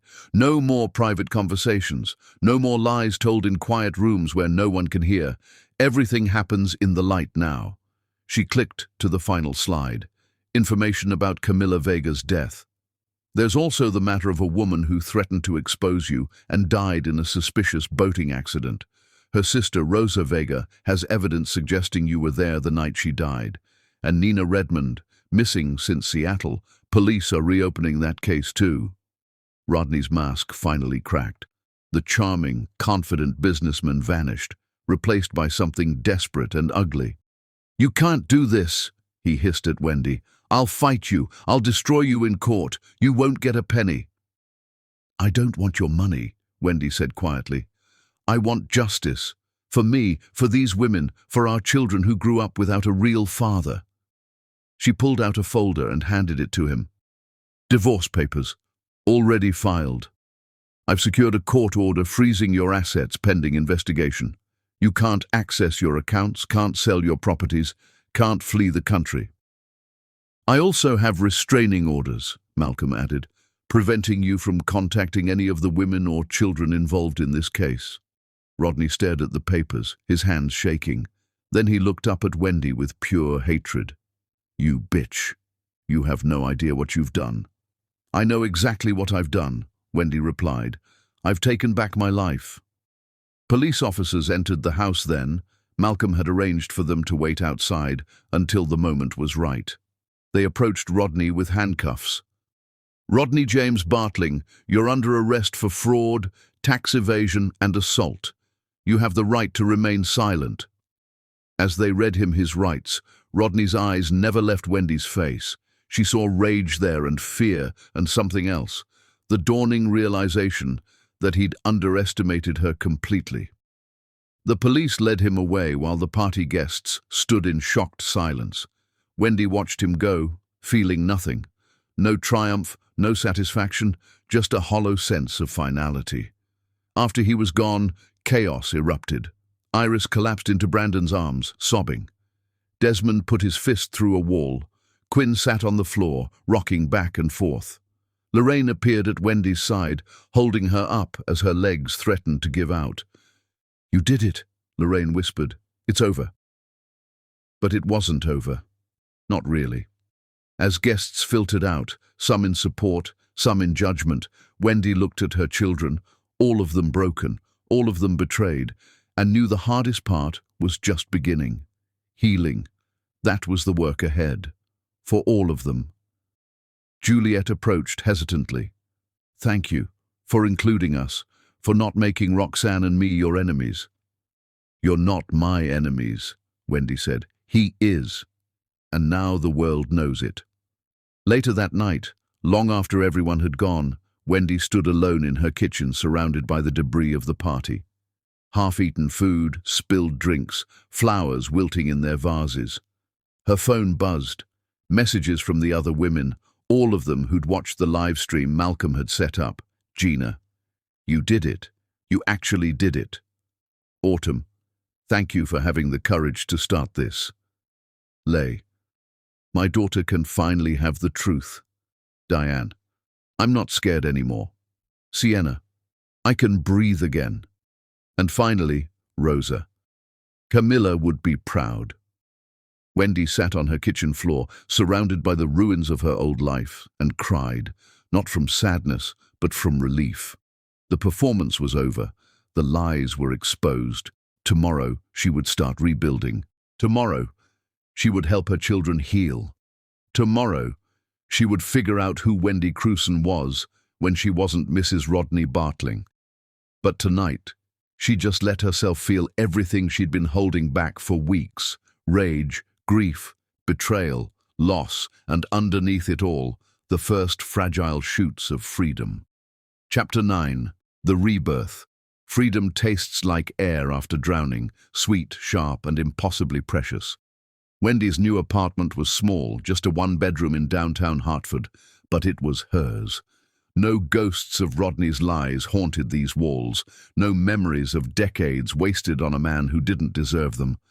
She stood by the window, watching rain streak down the glass, holding her morning coffee. It had been 2 months since the arrest, and the world had moved faster than she'd imagined possible. Rodney's trial was set to begin in the spring. His bail had been denied after prosecutors argued he was a massive flight risk. Those tickets to Argentina and multiple passports had sealed that decision. He sat in a county jail, his empire dismantled, his reputation destroyed. The media had devoured the story. Billionaire's web of lies ran as a headline in nearly every major paper. Talk shows debated it. True crime podcasts dissected it. Rodney had become synonymous with deception, his name a cautionary tale about the darkness that could hide behind a charming smile. But Wendy had stepped back from the spotlight after that first week. She'd given a few interviews, enough to ensure the story was told correctly, then retreated into privacy. She needed to heal, and healing didn't happen in front of cameras. The hardest part had been watching her children process their pain. Iris had thrown herself into preparing for the baby, building a nursery, reading parenting books. But Wendy saw the grief behind her daughter's eyes. Iris had loved her father, despite his neglect. Learning who he really was had shattered something fundamental in her worldview. Desmond had gone the opposite direction, channeling his rage into action. He joined the prosecution team as a victim advocate, determined to see his father pay for every crime. He'd also reached out to his half-siblings, building tentative bridges with Roxanne, with Gina's son, with all of Rodney's other children. They were forming their own support network, bonded by shared trauma. Quinn had been the most fragile. She'd always been Daddy's girl, the one who'd tried hardest to win Rodney's approval. Discovering it had all been performance had sent her into a spiral that required therapy and medication. But slowly, she was coming back to herself. Wendy's phone rang. She glanced at the screen. Juliet. Over the past 2 months, Wendy and Juliet had developed an unlikely friendship. They met for coffee weekly, 2 women untangling decades of manipulation, supporting each other through the aftermath. "Morning," Wendy answered. "How are you?" "Better than yesterday, worse than tomorrow, probably." It had become their standard response. "Listen, Roxanne and I wanted to invite you to dinner tonight. We're cooking." Wendy smiled. "I'd like that." After hanging up, Wendy got dressed and headed to her job. She'd gone back to teaching, taking a position at a community college, helping adult learners finish their degrees. The work was fulfilling in a way her decades as Rodney's administrative assistant never had been. These students reminded her why she'd wanted to teach in the first place. During her lunch break, Malcolm called with an update. The investigation had expanded beyond Rodney to his business partners, several of whom had known about his fraud and helped hide it. The SEC was involved, the IRS, multiple jurisdictions. It was turning into one of the largest white-collar crime cases in recent memory. "How are you holding up?" Malcolm asked. "Some days are better than others," Wendy admitted. "But I'm not pretending anymore. That counts for something." "It counts for everything," Malcolm said. That afternoon, Wendy met Lorraine at a coffee shop. Her sister had been her rock through everything, and Wendy didn't know how she would have survived without her. "I signed the papers today," Lorraine said without preamble. "The community center. It's official." Wendy grinned. With the money from the divorce settlement and the recovered funds from Rodney's fraud, Wendy had started a foundation to help women leaving abusive relationships. The Camila Vega Center for Women's Independence would open next month, offering counseling, legal aid, job training, and temporary housing. Rosa's flying in for the opening, Wendy said. She wants to speak. And the other women. Most of them are coming. Gina, Autumn, Lay. It's important for them to see something positive come from all of this. That evening, Wendy drove to Juliet's house for dinner. The home she'd once watched with rage and grief now felt familiar, welcoming.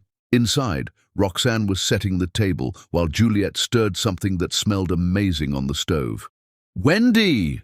Roxanne greeted her with a hug.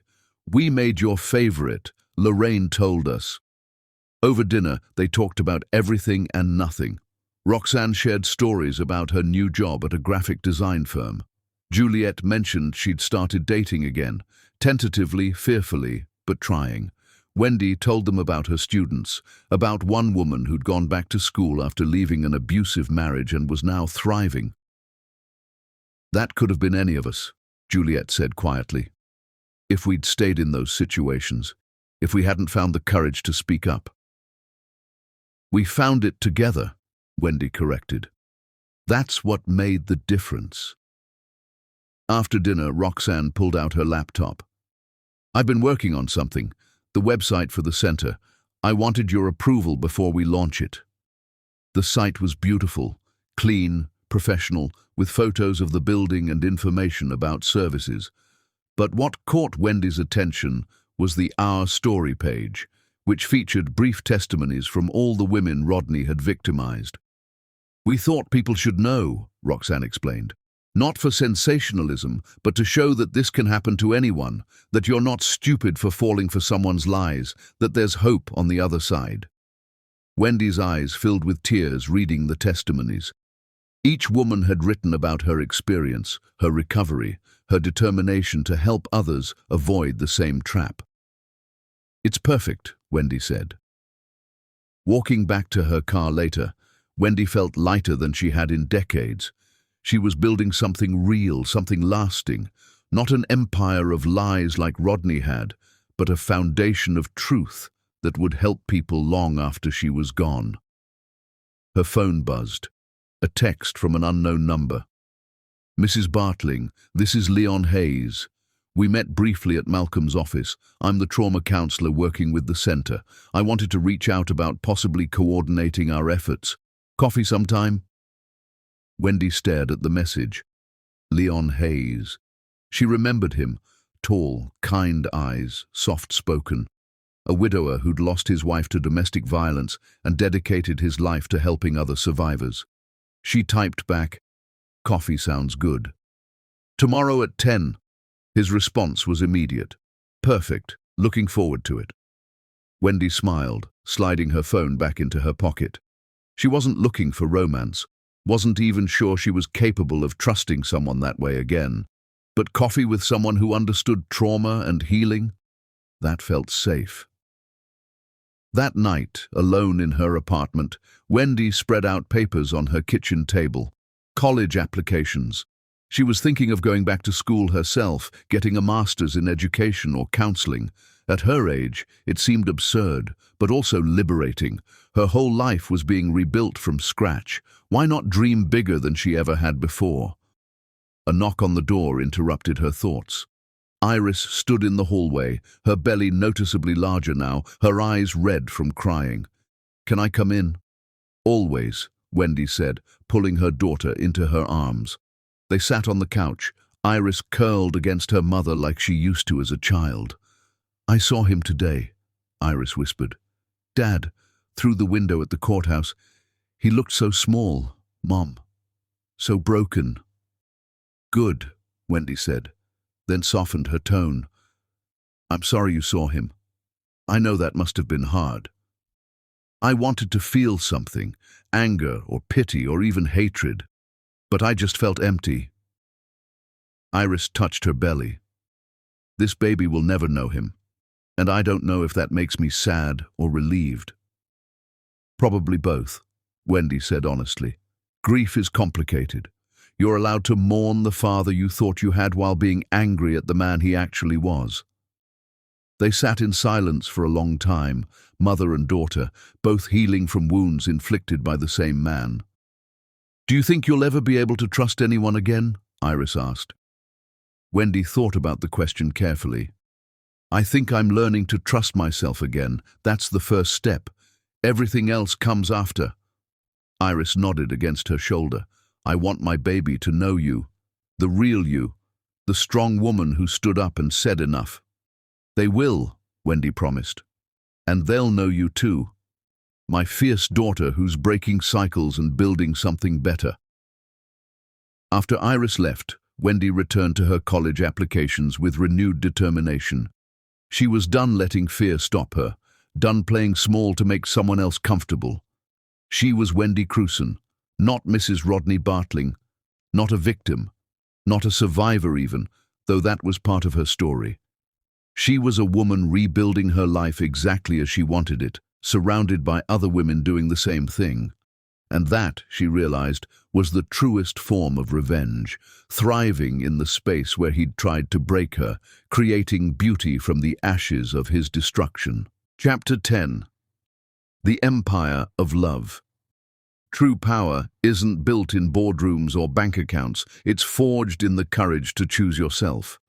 The art gallery was bathed in afternoon light, illuminating canvases that told a story of survival.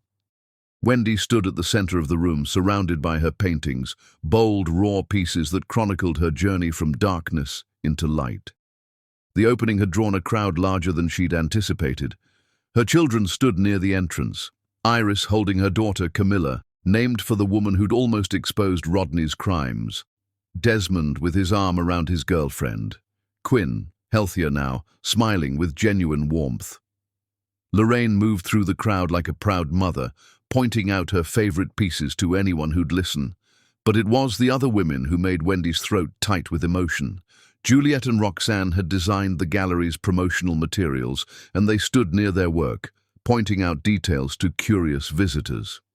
Gina had flown in from Costa Rica with her son, a teenager who looked like Rodney but had his mother's kindness. Autumn arrived from Vancouver, her daughter beside her. Leigh had driven in from Chicago with her daughter. Diane, no longer pregnant, held her infant son while explaining to someone how this community of women had saved her life. And Sienna, the youngest of them all, had found her voice. She stood near a painting titled "Bruises Heal," sharing her story with a reporter who was documenting the opening. Rosa Vega was there too, standing before the centerpiece painting, a phoenix rising from flames titled "For Camilla." Tears streamed down her face. "She would have loved this," Rosa whispered when Wendy joined her. "All of us together, not as victims, but as warriors." "We're building something your sister never got to see," Wendy said. "But it exists because of her courage to speak up, even when it cost her everything." The Camilla Vega Center had opened 3 months ago and was already operating at capacity. Women came from across the state, seeking shelter, seeking help, seeking the kind of support that all of them had needed when they were trapped in Rodney's web. Wendy's role had evolved beyond running the center. She taught classes now, art therapy, self-defense, financial literacy, skills she'd had to relearn herself, skills that gave women tools to rebuild their lives. "Ms. Crewson," a reporter approached with a recorder. "Can I ask you a few questions about the opening?" Wendy nodded, and the reporter gestured to the paintings. "Your work is incredibly powerful. How does it feel to be here, creating art, after everything you've been through?" "It feels like breathing," Wendy said simply. "For decades I held my breath, waiting for someone else to give me permission to exhale. Now I just breathe." "Your ex-husband's trial concluded last month. He received a long sentence for fraud, bigamy, assault, and manslaughter in the death of Camilla Vega. Does that feel like justice?" Wendy considered the question. "Justice looks different for everyone. For me, justice isn't just about him being in prison. It's about all of us standing here, free and whole. It's about women finding safety at the center. It's about my grandchildren growing up in honesty instead of lies." Speaking of family, I understand you have someone special here today? Wendy glanced toward the entrance where Leon Hayes stood, holding 2 cups of coffee, waiting patiently. They'd been together for over a year now, building something slow and real and fundamentally different from anything Wendy had known before. Leon didn't try to save her or fix her. He didn't demand she be smaller to make him feel bigger. He just walked beside her, supporting her work, celebrating her victories, holding space for her grief. "I do," Wendy said, "but he's not what makes me special. I am." The reporter blinked, surprised, then smiled. "That's a beautiful answer." After the interview, Wendy made her way to Leon. He handed her coffee and kissed her temple. "Your paintings are magnificent," he said. "You should be very proud." "I am," and she meant it. Pride wasn't something she'd allowed herself for most of her life. Now she claimed it freely. They walked through the gallery together, Leon pausing to study each piece. The paintings told the story chronologically. The first, dark and chaotic, represented the discovery of Rodney's betrayal. The middle pieces showed the journey of fighting back, of gathering the women, of building the case. The final paintings exploded with color and light, freedom, rebirth, joy. Near the back, Wendy noticed a familiar figure standing alone. Helen Moreau, Rodney's biological mother, the woman who'd sent that final photograph that revealed even Rodney's name, had been a lie. Wendy approached her, and Helen turned with tears in her eyes. "Thank you for inviting me," Helen said. "I wasn't sure I should come." "You should absolutely be here," Wendy said. "Without you, we might never have learned the full truth." "I tried to warn people for so long," Helen whispered. "But Daniel was always so good at disappearing, at becoming someone new." They stood together looking at a painting Helen had been studying, a portrait of all the women and children Rodney had hurt, standing together, arms linked. Wendy had titled it, "The Empire He Couldn't Destroy." "You know what the irony is?" Helen said. "Daniel spent his whole life trying to build an empire, trying to be someone important. But the real empire, the one that will last, is this." She gestured to the room full of women supporting each other.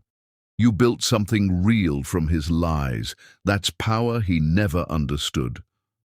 Later, as the opening was winding down, Wendy gathered everyone in the center of the gallery. All the women who'd been part of Rodney's web, their children, her own family, Leon, Helen, Malcolm, Rosa. "I want to thank you all for being here," Wendy began. 2 years ago, I found a photograph that destroyed my world. I thought that was the worst day of my life. But I was wrong. It was the first day of my real life." She looked at each woman in turn. "We came together as strangers, connected by one man's cruelty.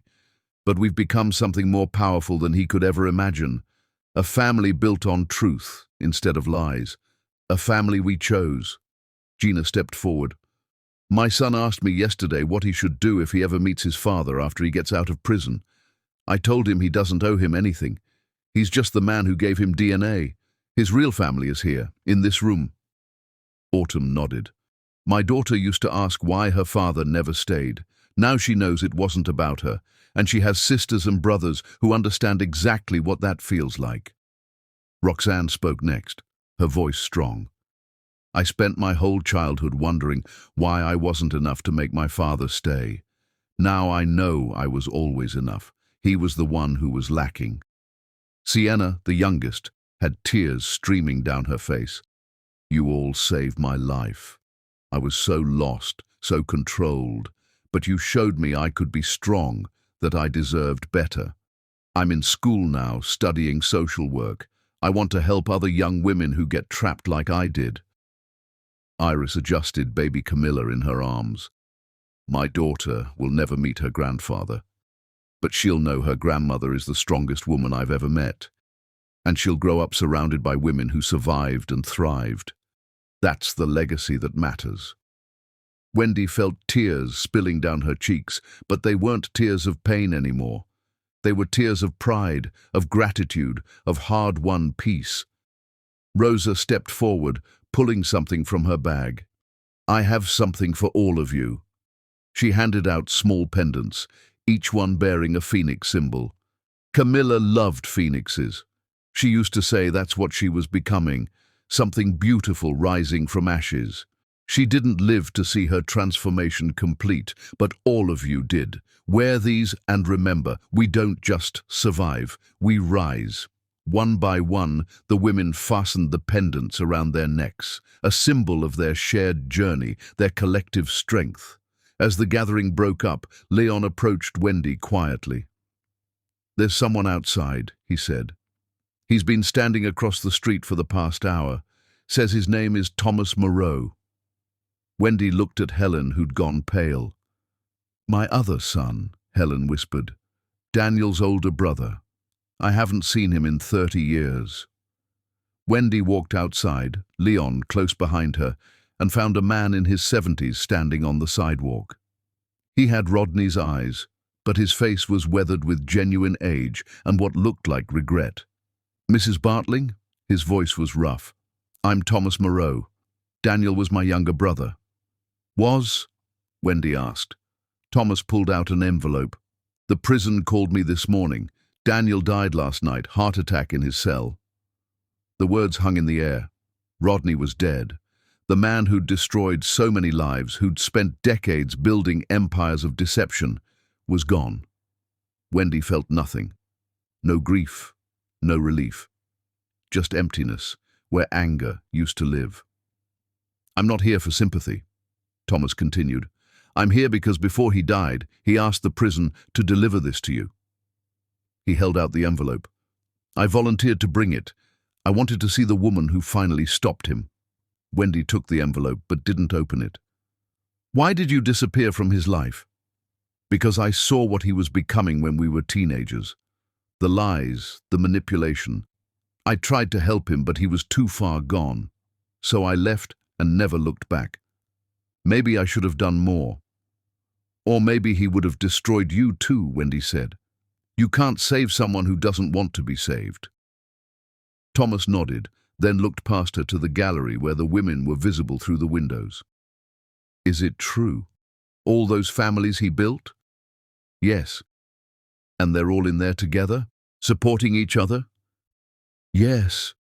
Thomas's eyes filled with tears. "Then something good came from something terrible. That's more than Daniel deserved." After he left, Wendy stood on the sidewalk holding the envelope. Leon waited patiently beside her. "Do you want to open it?" he asked. "Not yet. Maybe never." Wendy looked back at the gallery, at the women inside who'd become her family. "Whatever's in here, it doesn't matter. He doesn't get the last word in my story." That evening, back in her apartment with Lorraine and Leon beside her, Wendy opened the envelope. Inside was a single sheet of paper with 3 words written in Rodney's handwriting. "You were right." That was all. No explanation, no apology, no begging for forgiveness. Just an acknowledgement that in the end, she had won.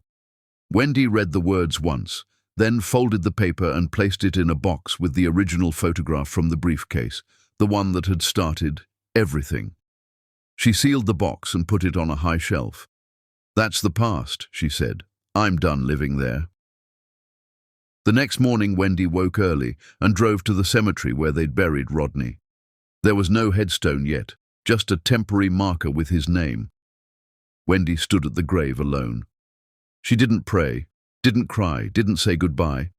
She just stood there for a moment, looking at the earth that covered a man who'd spent his entire life running from himself and felt the final chain break free.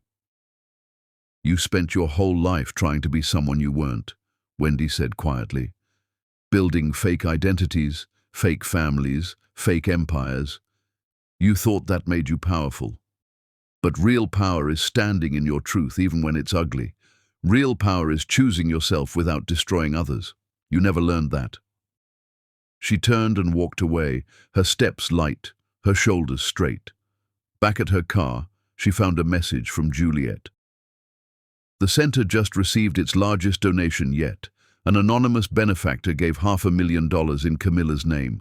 We can expand, help more women. Wendy smiled. The empire they were building, one of truth, support, and healing, was growing stronger every day. That afternoon, she taught her art therapy class at the center. New women filled the room, each carrying her own story of survival. Wendy handed out canvases and paints. "Today, I want you to paint your freedom," she instructed. "Not what you're running from, but what you're running toward. Who are you when no one is controlling you? When you're not performing for someone else's approval?" The women began painting, hesitantly at first, then with growing confidence. One woman painted herself with wings, another painted a garden full of flowers, a third painted herself in a graduation gown, the degree she'd been prevented from finishing.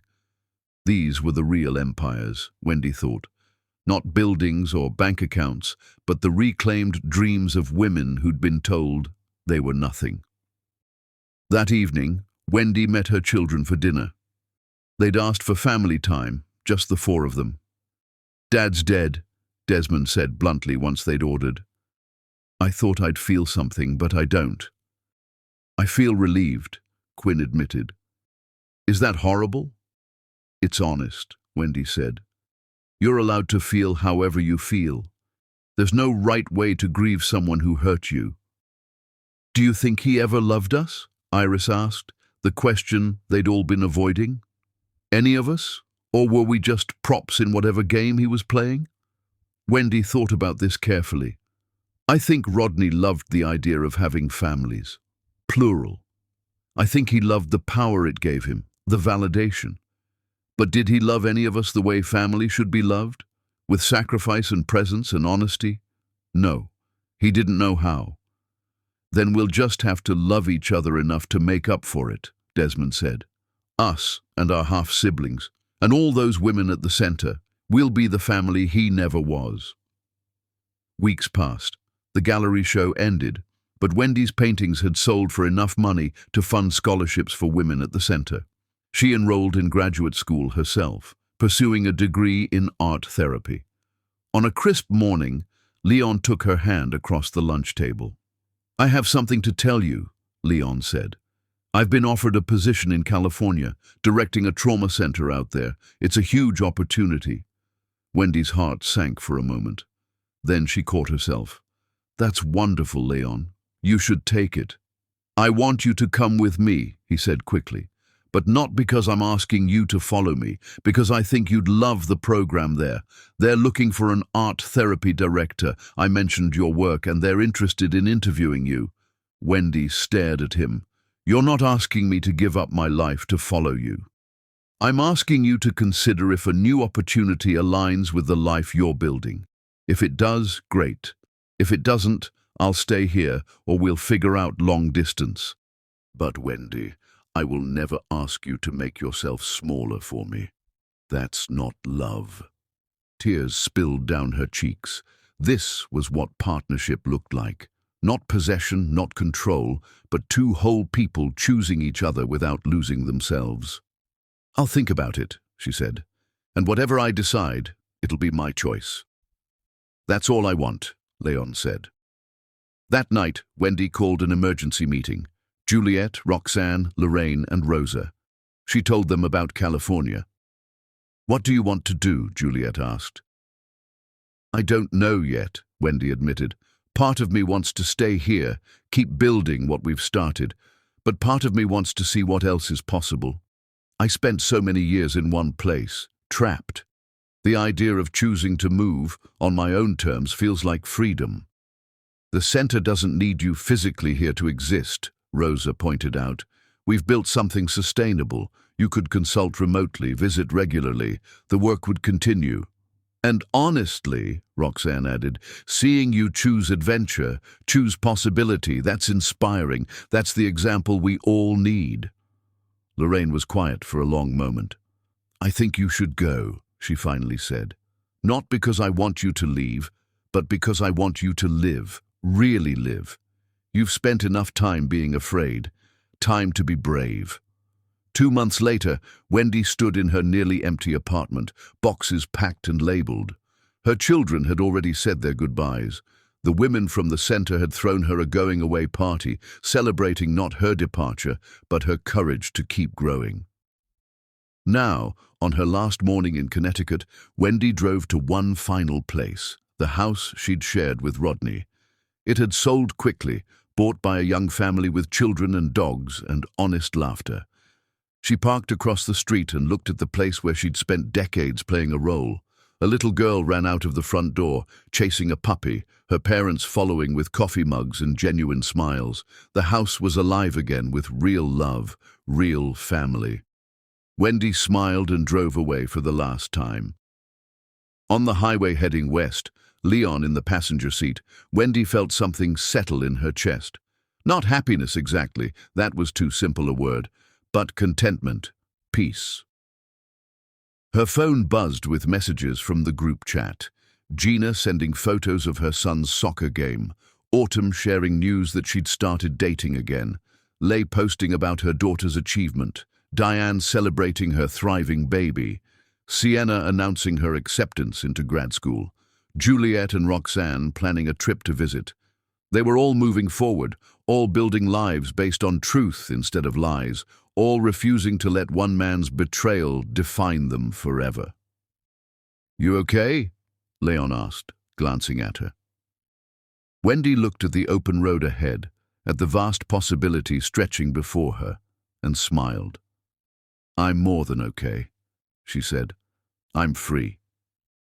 They drove west toward new beginnings, toward possibilities that Wendy had never allowed herself to imagine during all those years of playing small, of accepting crumbs, of believing that someone else's love was more valuable than her own self-worth. The photograph that had shattered her world was boxed up in storage now, preserved but powerless. It had served its purpose, revealing the truth, catalyzing change, giving her permission to stop pretending. Rodney Bartling had spent his entire life building an empire of lies, thinking that made him powerful, thinking that controlling others meant he was in control. He died in a prison cell, alone, unmourned, his legacy nothing but cautionary tales and damaged people. Wendy Crewson had taken the worst betrayal of her life and alchemized it into purpose. She'd gathered the women he'd hurt and helped them transform their pain into power. She'd shown her children that love meant honesty, that family meant choice, that legacy wasn't about how much you accumulated, but about how many lives you touched with truth. Rodney's empire had crumbled the moment people saw it for what it was, hollow, false, built on sand. Wendy's empire, of truth, of healing, of women supporting women, of honest love and chosen family, would last for generations. That was real power. That was true revenge. Not destroying him, but building something so beautiful, so true, so lasting, that his lies became irrelevant footnotes in a much larger story about survival, transformation, and the unbreakable strength of women who refused to stay silent. As the sun set over the highway and California drew closer, Wendy reached over and took Leon's hand, no longer afraid of connection, no longer performing for anyone's approval. She was simply herself. Wendy Crewson, survivor, warrior, teacher, artist, friend, mother, grandmother, woman. Enough. Always enough. Finally, completely, truthfully enough. The photograph that ended forever had actually begun everything. And what she'd built from those ashes would burn bright long after Rodney Bartling's name faded into nothing.